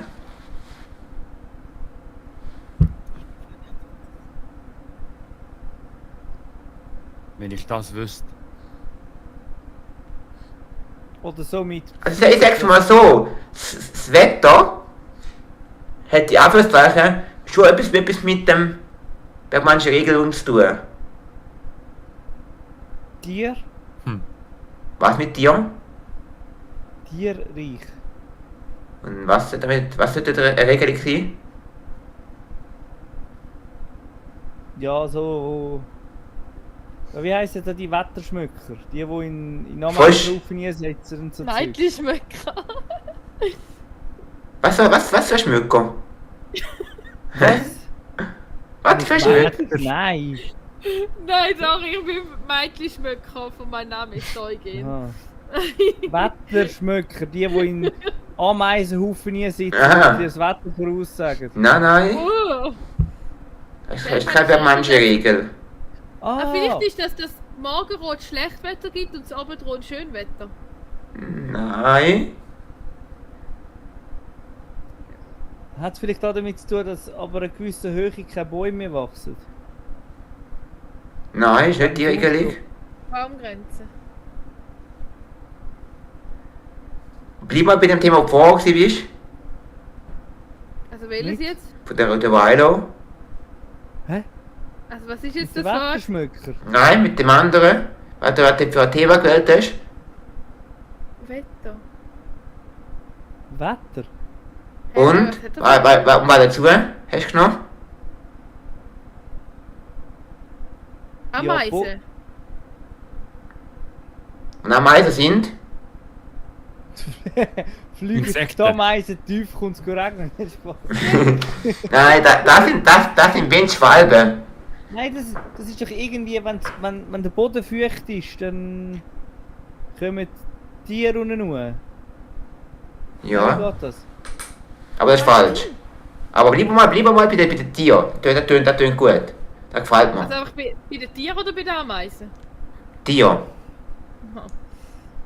Was gibt es für Tiere? Ich helfe euch ein bisschen. Der Ameisenbär, der Eisbär. Für Kategorien, Oh. Gattungen oder Kategorien. Also bei uns. Allgemein. Säugetier, Das müssen ja Amphibien, Berge sein. Reptilien, Haustier. Jetzt wähl mal irgendeine aus, wo könnt ihr vielleicht mit der Regelung zu tun haben. Der Fuchs. Gämse. Oh. Der Fuchs. Wähl mal irgendeine Kategorie aus, von dem du vorher gesagt hast. Waldtier. Waldtier. Ja, Waldtier. Also Reh, Fuchs und... Könnte sein. Was sind das für Tiere? Tiere, die bei uns leben. Eben Reh, Fuchs, Für eine, Wolf, für eine Kategorie. Die gehören alle zusammen zu den? Säugetier. Ja. Okay. Das hab ich schon gesagt. Aha. Säugetier habe ich auch schon gesagt. Ah, ich Bleiben wir mal bei dem groben Begriff, da lange dann schon. Für die Regelung. Säugetier? Ja.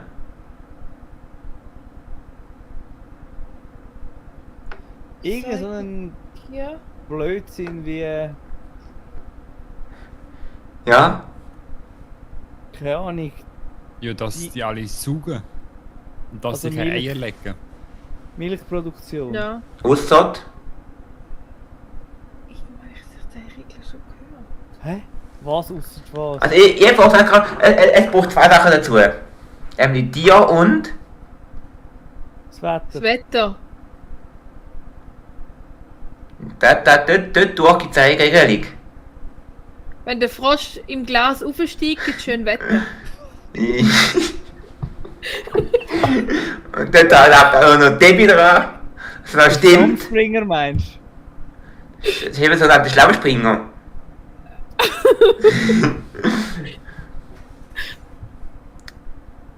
Ja, das ist das Einzige, was mir mit Wetter in den Sinn kommt.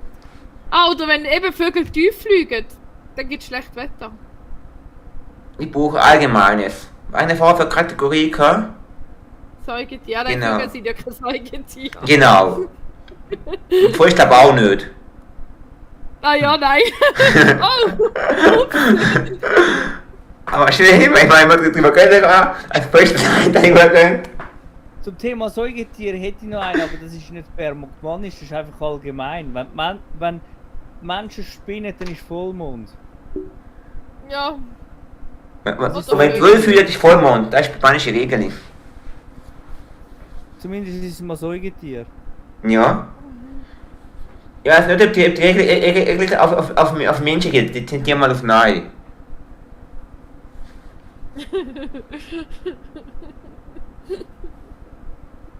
Wo leben die? Also Bergmonche, das hat doch irgendwie mit den Bergen zu tun, also Alpen und so weiter. Vielleicht geht es um Nein, Kühe. Geht es um Kühe? Ich sage jetzt mal einen Tipp. Die Regel basiert auf allgemeine Säugetiere.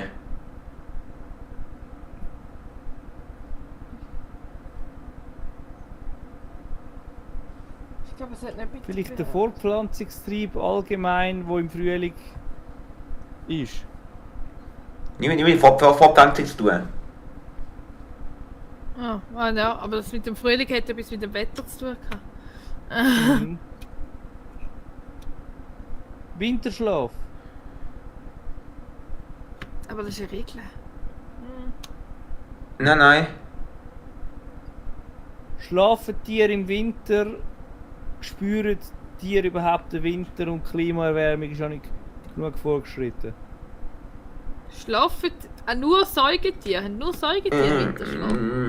Ich bin nicht ganz sicher. Ich bin nicht ganz... Schlafen. Was Säugetier? Nein, Fisch sind ganz wach. Machen Vögel im Winter einen Winterschlaf, so spinnen alle komplett flach. Nein, keine Aber Ahnung. schon. Ich muss euch schnell noch was dazu sagen. Ich habe vorhin, es sind nicht nur Säugetiere, es sind aber allgemein am Land lebende Tiere, sag ich mal so. Ja, Landtier. Ja. Ja, das sind Aber meistens schon so Säugetiere, wo die Regelung gilt. Ich kann Ihnen auch noch die peruanische Regel anhand von einem Beispiel zeigen.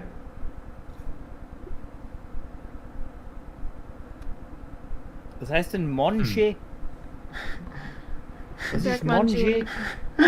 Manschette. Bergmannsche Regel. Monche? Ich glaube, die Regel kann man nicht vom Namen her ableiten. Nein. Ich habe das Gefühl, irgendwo habe ich das schon mal gehört, aber ich weiß nicht mehr wo. Ich glaube schon zu lange her. Also es hat mit Tieren zu tun, es hat mit Wetter zu tun. Ja, dass wenn es kalt wird, dass gewisse Tiere sich einen Winterpelz Zulegen. zulegen. Wenn es kalt und was warm ist, macht das nicht. Ja, wenn es warm ist, können sie den Winterpelz abstoßen. Das merkt Aha. man raus beim Bier. Ich will wie in der Schweiz Katze meinst. Wie Katze meinst. Ja, Vielleicht ist Tross das- auch.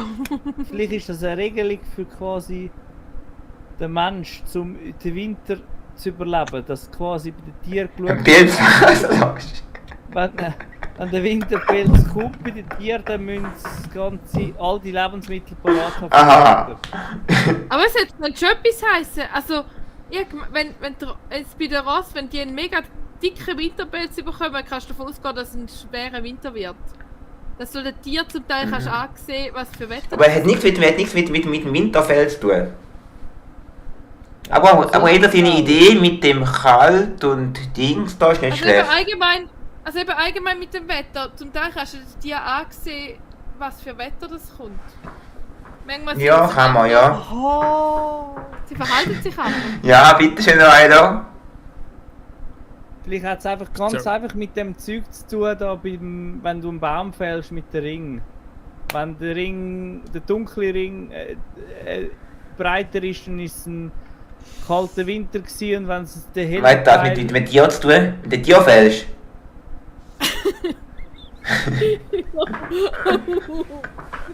Keine Ahnung. Wo leben denn Tiere? Ich bin am Land. Sag jetzt mal ein Beispiel von einem Tier. Wo lebt das? Das finden wir es eher raus. Hä? Auf dem Land. Was gibt es für Tiere, die auf dem Land leben? Kühe. Und die leben wo? Auf der Auf Wiese, dem genau. Bauernhof. Ja, Wiese, Bauernhof. Welches Land? Schweiz. Was gibt es nur in der Schweiz Kühe? Ja, Nein. nein, Deutschland auch. Und du suchst noch vielen Orten. Alles überhalb vom Meeresspiegel meistens. Wieso da? Hochlandrinder. Ja, wieso? Darunter würde er trinken vielleicht? Da ist jetzt so. Ah. Ich meinte der Äquator, aber egal. Oha. Hochlandrinder. Was meint der Flippi? Tiere sind die Tiere, die nur an gewissen Ort leben. Zum Beispiel? Zum Beispiel der Pinguin in Südpol. Mhm. Aber gibt ja auch gibt ja auch Amerika hin oder irgendwo das Pinguin, ne? Im Zoo, Hat es- ja. Hat das etwas mit dem Alpaufzug und dem Alpabzug zu tun? Nein. Okay. Also du meinst, Flippi meint, es sind einfach Tiere, die nur an einem bestimmten Ort leben. Genau. Ein Pinguin könnte auch nicht in der Schweiz nicht überleben. Das wäre im Sommer viel In zu der heiß. Schweiz kein wild lebende Pinguin. Nein. Nein. Aber, wo gibt's die? Und so, Nein, man wild lebende. Eben im Südpol. Südpol. Nur die Pol leben Pinguin. Ja. Ja. Am Nordpol leben die Eisbären. Sie leben nicht so. Nordpol leben die Eisbären. Ja, am Nordpol leben die Eisbären, am Südpol leben Pinguine. Welche Pinguine leben im Südpol? Was? Wie heißt der Ort, wo der Südpol lebt? Kaiserpinguin. Genau. Ja, ja. Weil ich sonst Pinguinsorte sicher schon mehr gesehen in den Zoos. Ja, noch andere Gattungen. Galapagos. Nein, wie heisst die? Nein, ich weiß es nicht mehr. Ich bin schon länger nicht mehr im Zoo gewesen. Und die sind auch im Südpol. Ich glaube nicht, dass die Pinguinsorte ein neues Standort könnte geben, oder? Ich glaube so nicht. Nein. Wo leben die anderen Pinguine? Auch im Südpol. Pinguine leben nur am Südpol. Dann gibt es noch Grizzlybären, die leben in Kanada. Nur dort. Die stärkste Bärenart am Land. Also, nein, die stärkste Bären. Die stärkste Dann Bären. gibt es so den Purzel, der kommt von St. Gallen. Niemand mal den Bärenspiel. Als Beispiel, der Bär. Mhm. Gibt's. Durch den Giesebär gibt's in. Eben, der Grizzlybär. Kanada. Was ist das für Bären? Eisbär am Teddybär. Nordpol. Wo lebt der Eisbär? Eben am Nordpol. Der Braunbär, der lebt im Bären. Es geht darum, dass gewisse Tierarten sich angepasst haben, der Witterung dementsprechend. Das könnte auch noch sein. Nein, aber es sind relativ nah dran.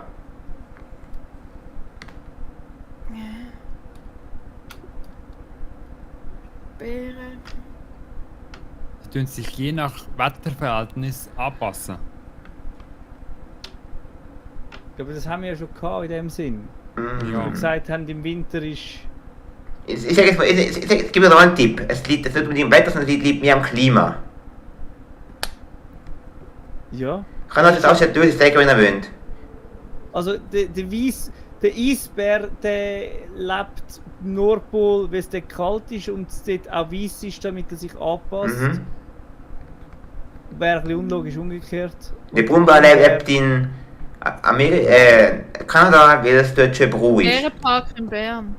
Ja, weil ja, wegen der Tarnung zum Zu der Natur, ja. Zu der Jagen. Pflanze. Zum Jagen. Ich kann euch Lösung zeigen.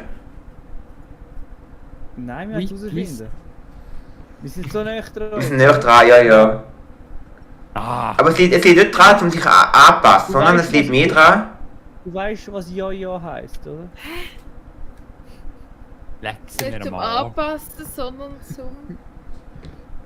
Es ist nichts tun, um sich integrieren. Also integrieren, ich meine zum Tarnen, habe ich gemeint. Aha, zum- Down, nein, nicht für Down ist tun. Aber was sagt denn die Regelung aus? Dass Tiere sich anpassen. Die Tiere, die gleich aussehen, gehören zusammen.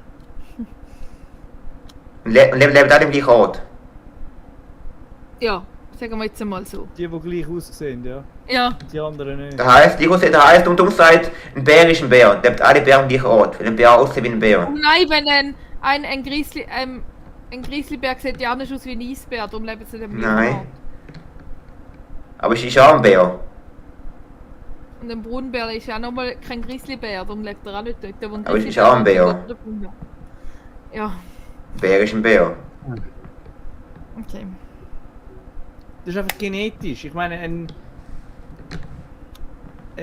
ich sage jetzt mal, ein stark pigmentierter Mensch, der wird wahrscheinlich irgendwo herkommen, wo es eher Der wärmer kommt ist. aus Afrika. Und so ein Bleichgesicht wie ich, der sitzt wahrscheinlich irgendwo in der Schweiz in der Kälte. Mhm. Das ist Was ist das da? Also mit den Tieren? Also Das ist Schweiz einfach ist nicht so genetisch. kalt. Das ist doch genetisch. Ja, du weißt, was ich meine. Das heißt, ein Eisbär, das heißt, die Tiere, die weiß sind, leben eher in kälteren Regionen als die braun sind. Ja, und wenn du duschen, Dann wird der Eisbär braun werden. ja, Nein, über hunderte von das ist- Generationen, ja. Das wirst du nicht überleben. Über hunderte von Generationen, ja. Den Eisbär muss ich nur... Du mal die Formel vielleicht nicht umdenken. Was gibt's um zu denken? Es liegt nicht also es liegt auch der Genetik, aber es liegt... Ich kann es nicht ganz vergelten, aber du bist recht nah dran. Also, der, Weißt du den Unterschied zwischen einem Eisbär und zwischen einem Braunbär zum Beispiel? Eisbär ist stärker. Warum ist er Ja. stärker? Das ist einer der stärksten Landsäugetiere. Neben dem Grizzly. Siehst du einfach einen Unterschied? Er ist stärker. Er ist grösser. Farbe? Und Farbe. Weil das was mit der bergmannischen Regelung zu tun? Sie behauptet, der ist stärker, weil er kältere Regionen lebt. Nein, er ist angepasst nach dem, was er dort. Macht. Ja. Also. Ja. Ich sind wirklich näher dran. Es liegt nicht an der Stärke, es liegt an was anderem. Was ist überhaupt ein Eisbär? Fisch, oder? Ja. Ja. Du meinst, es liegt an der Ernährung. Der Bär passt gerade an der Ernährung an vom Umfeld. Vom Wetter. Das kann nicht sein. Vom Klima. Das kann nicht sein. Darum ist ein Panda-Bär Bambus. Das kann nicht sein. Ich esse viel Lachs und ich werde wegen dem nicht weiß. Das kann nicht sein. Du bist ja kein Tier. Aber Lachs sind ja nicht weiß, die sind ja so pinklich. Also Lachs sind glaube ich eher Grizzlybären. Eisbären hat doch andere Fische. Es hat nichts mit dem zu tun, was essen. Das hat mit der Temperatur zu tun, Und die sieht aus. dass das Fell anders wird. Nicht unbedingt das Fell, sondern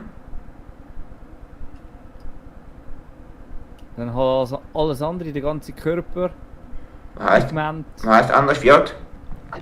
alles. Braucht ein bestimmtes Wort. Hä?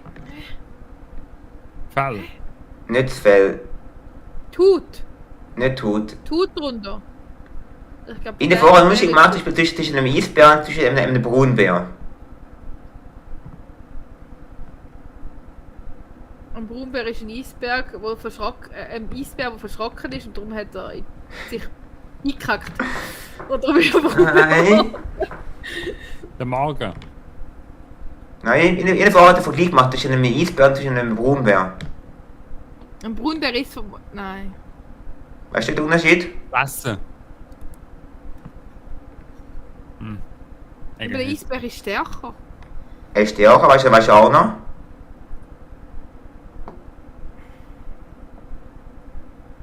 Er ist ein Einzelkämpfer. Nein. ist ein Braunbär. Doch, weißt du, es ist glaube ich allein. Grösser. Ja, grösser. Warte mal, Stärker, hat's. grösser. Was ist der Unterschied? Weißt du, was mit der bergmannischen Regelung zu tun? Hat es nicht noch etwas damit zu tun, dass also beide Bären gehen ja ins Wasser. Nein, nichts mit dem Wasser zu tun. Okay.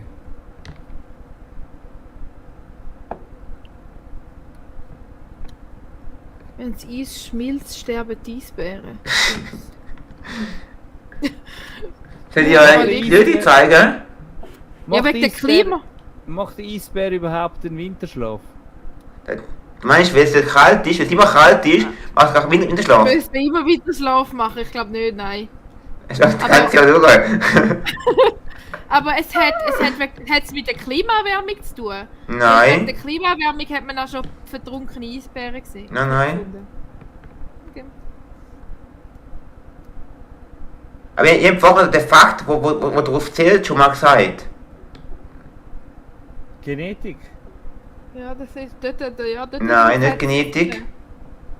Stärker, grösser.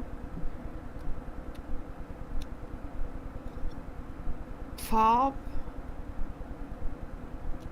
Meint ihr, das hat mit dem Klima zu tun? Ich weiß auch nicht. Nein. Hä, was ist der Unterschied zwischen Braunbär und Eisbär?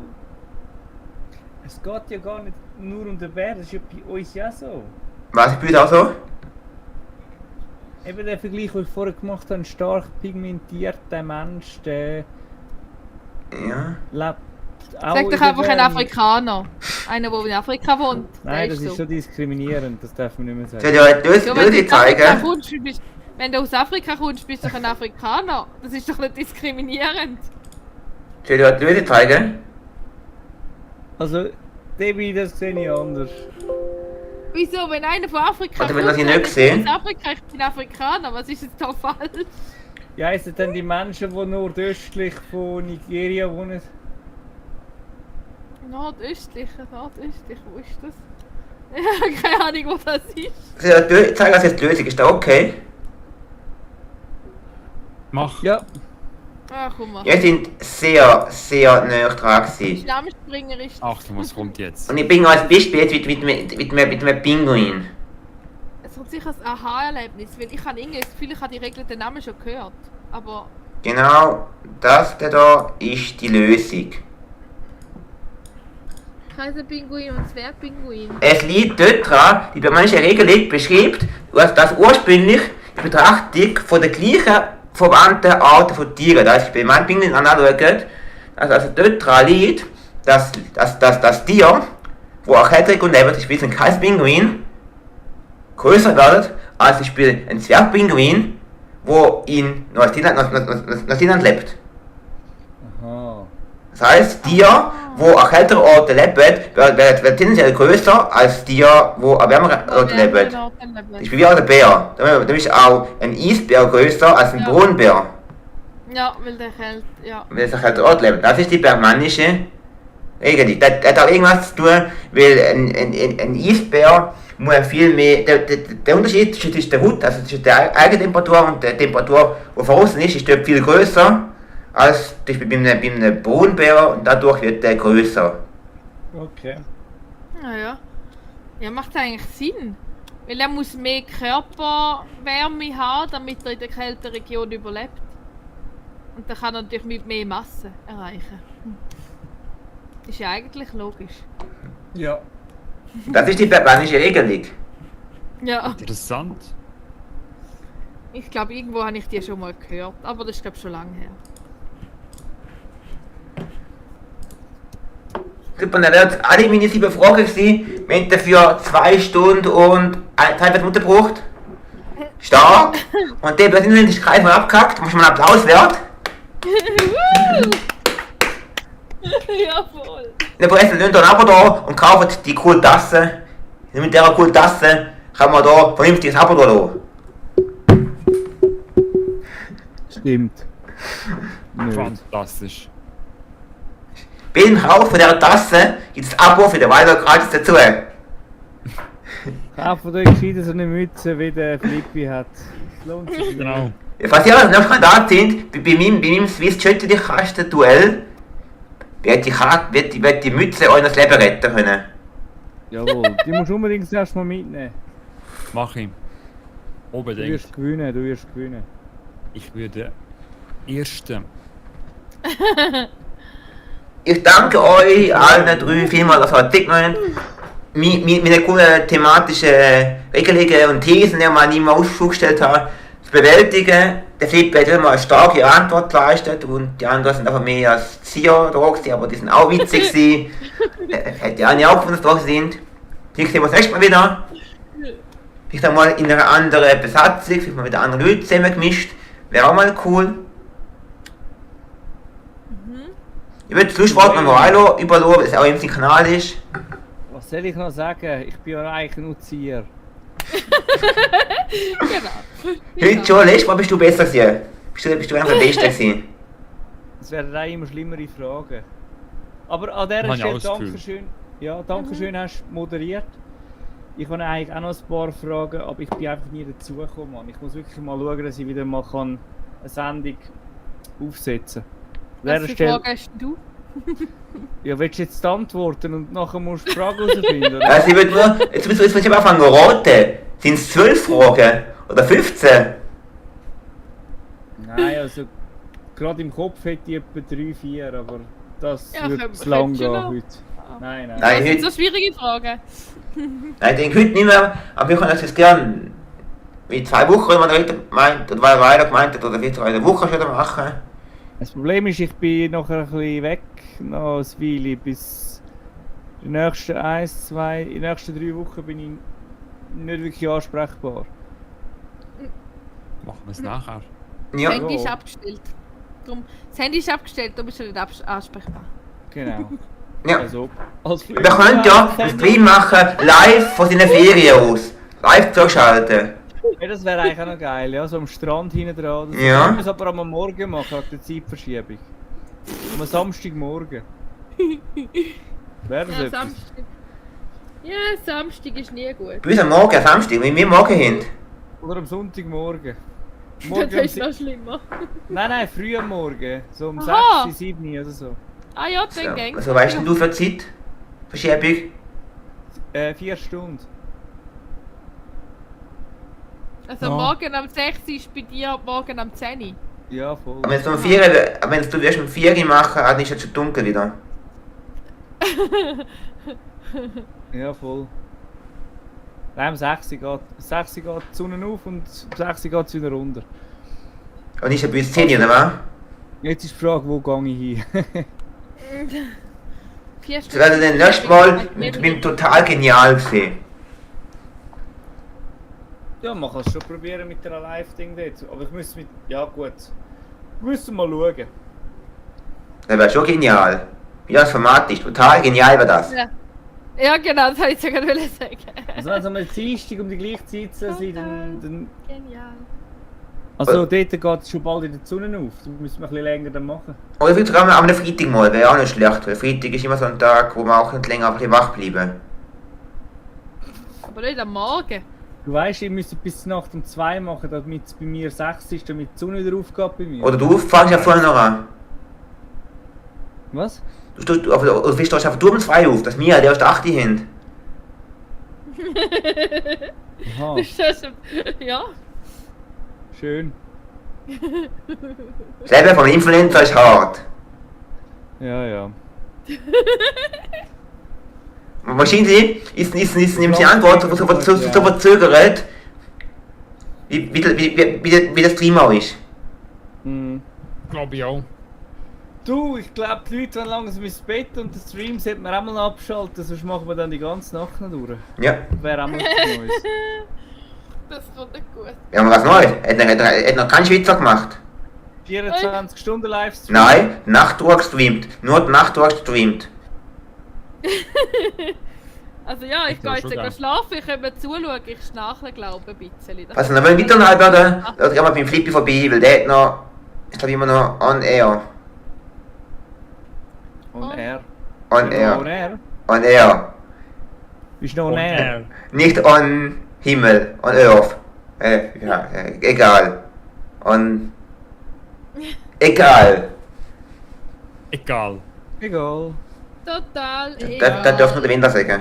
Bitte abonnieren und Das ist liken sicher- das ist sicher ein geschütztes und Wort. kommentieren bei allen bitte sehr, hä? Genau. Alle sind in die Wiederschreibung nicht verlinkt. Sicher schon. Sind verlinkt. Jawohl. Sehr vernünftig. Da macht nur ein wirklich vernünftiger Mensch mit Herz und Niere. Es schaut aus, es sind nur 2 Zuschauer mit mir. Ich glaube, es schaut nicht viel zu.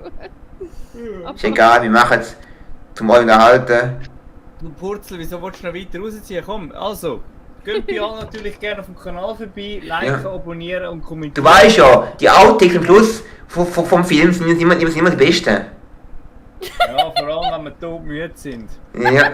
Du darfst nicht vergessen, jetzt willst du noch eine halbe Stunde die Abmoderation machen und der Flippi muss nachher nochmal eine halbstündige Abmoderation machen. Ja. Dann geht schon bald die Sonne wieder auf, Mann. Ja. Das ist eben Dann ist, typisch dann ist der beste Zeitpunkt. Darf ich mal Hättest du- ganz... Was mich würde interessieren, Flippi, ist ja... Ja. Das. Hören eigentlich deine Zuschauer uns auch?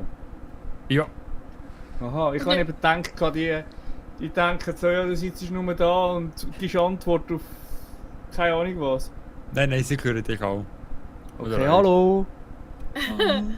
Hallo! Wer fit sind, das liegt mir auch hinter wie mir. Sehen sie uns denn auch? Jetzt nicht mehr. Ah. Er soll Was soll ich? ersparen. Okay. Ja, der Kajana hat ja selber herausgefunden, die Schweizer sind die sich am längsten verabschiedet. Hoi, tschüss, hoi, hoi, hoi, hoi, tschüss. Aber also ist Stichwort. Ja, also, dann mal die Kamera winken. Was mich mal würde interessieren ist, wie viele von deinen Zuschauern haben schon interessante Kommentare zu unserer Abmoderation gemacht? Flippi? Das jetzt kurz ist zum Beispiel. Gerade meine Mutter hat gesagt, sie geht schlafen. Okay. Ich würde sagen, ist eine gute Idee, würden wir glaube ich Ja. auch bald machen, oder? Machen wir auch bald. Wenn die Halbstunde vorbei ist. Nein, Bald. Furzel. Bald ist die ungenaueste Zeit, aber es gibt bald kann Furzel. sofort sein, aber auch erst in 1000. Ich sag nichts, sie sagt was. Ich unschuldig, ich habe nichts gesagt. Also, Ja, ich habe vor einer Stunde gesagt, soll man die Kamera winken, sich alles einwenden, aber hat wohl keiner so däbig gemacht. Tschüss! Tschüss. Abonnieren, liken und kommentieren bei allen anderen. Und schießen. Und schießen. Aber nicht die Hose. Schießen oder? Ja, ist ja gleich. Also, Oh Gott.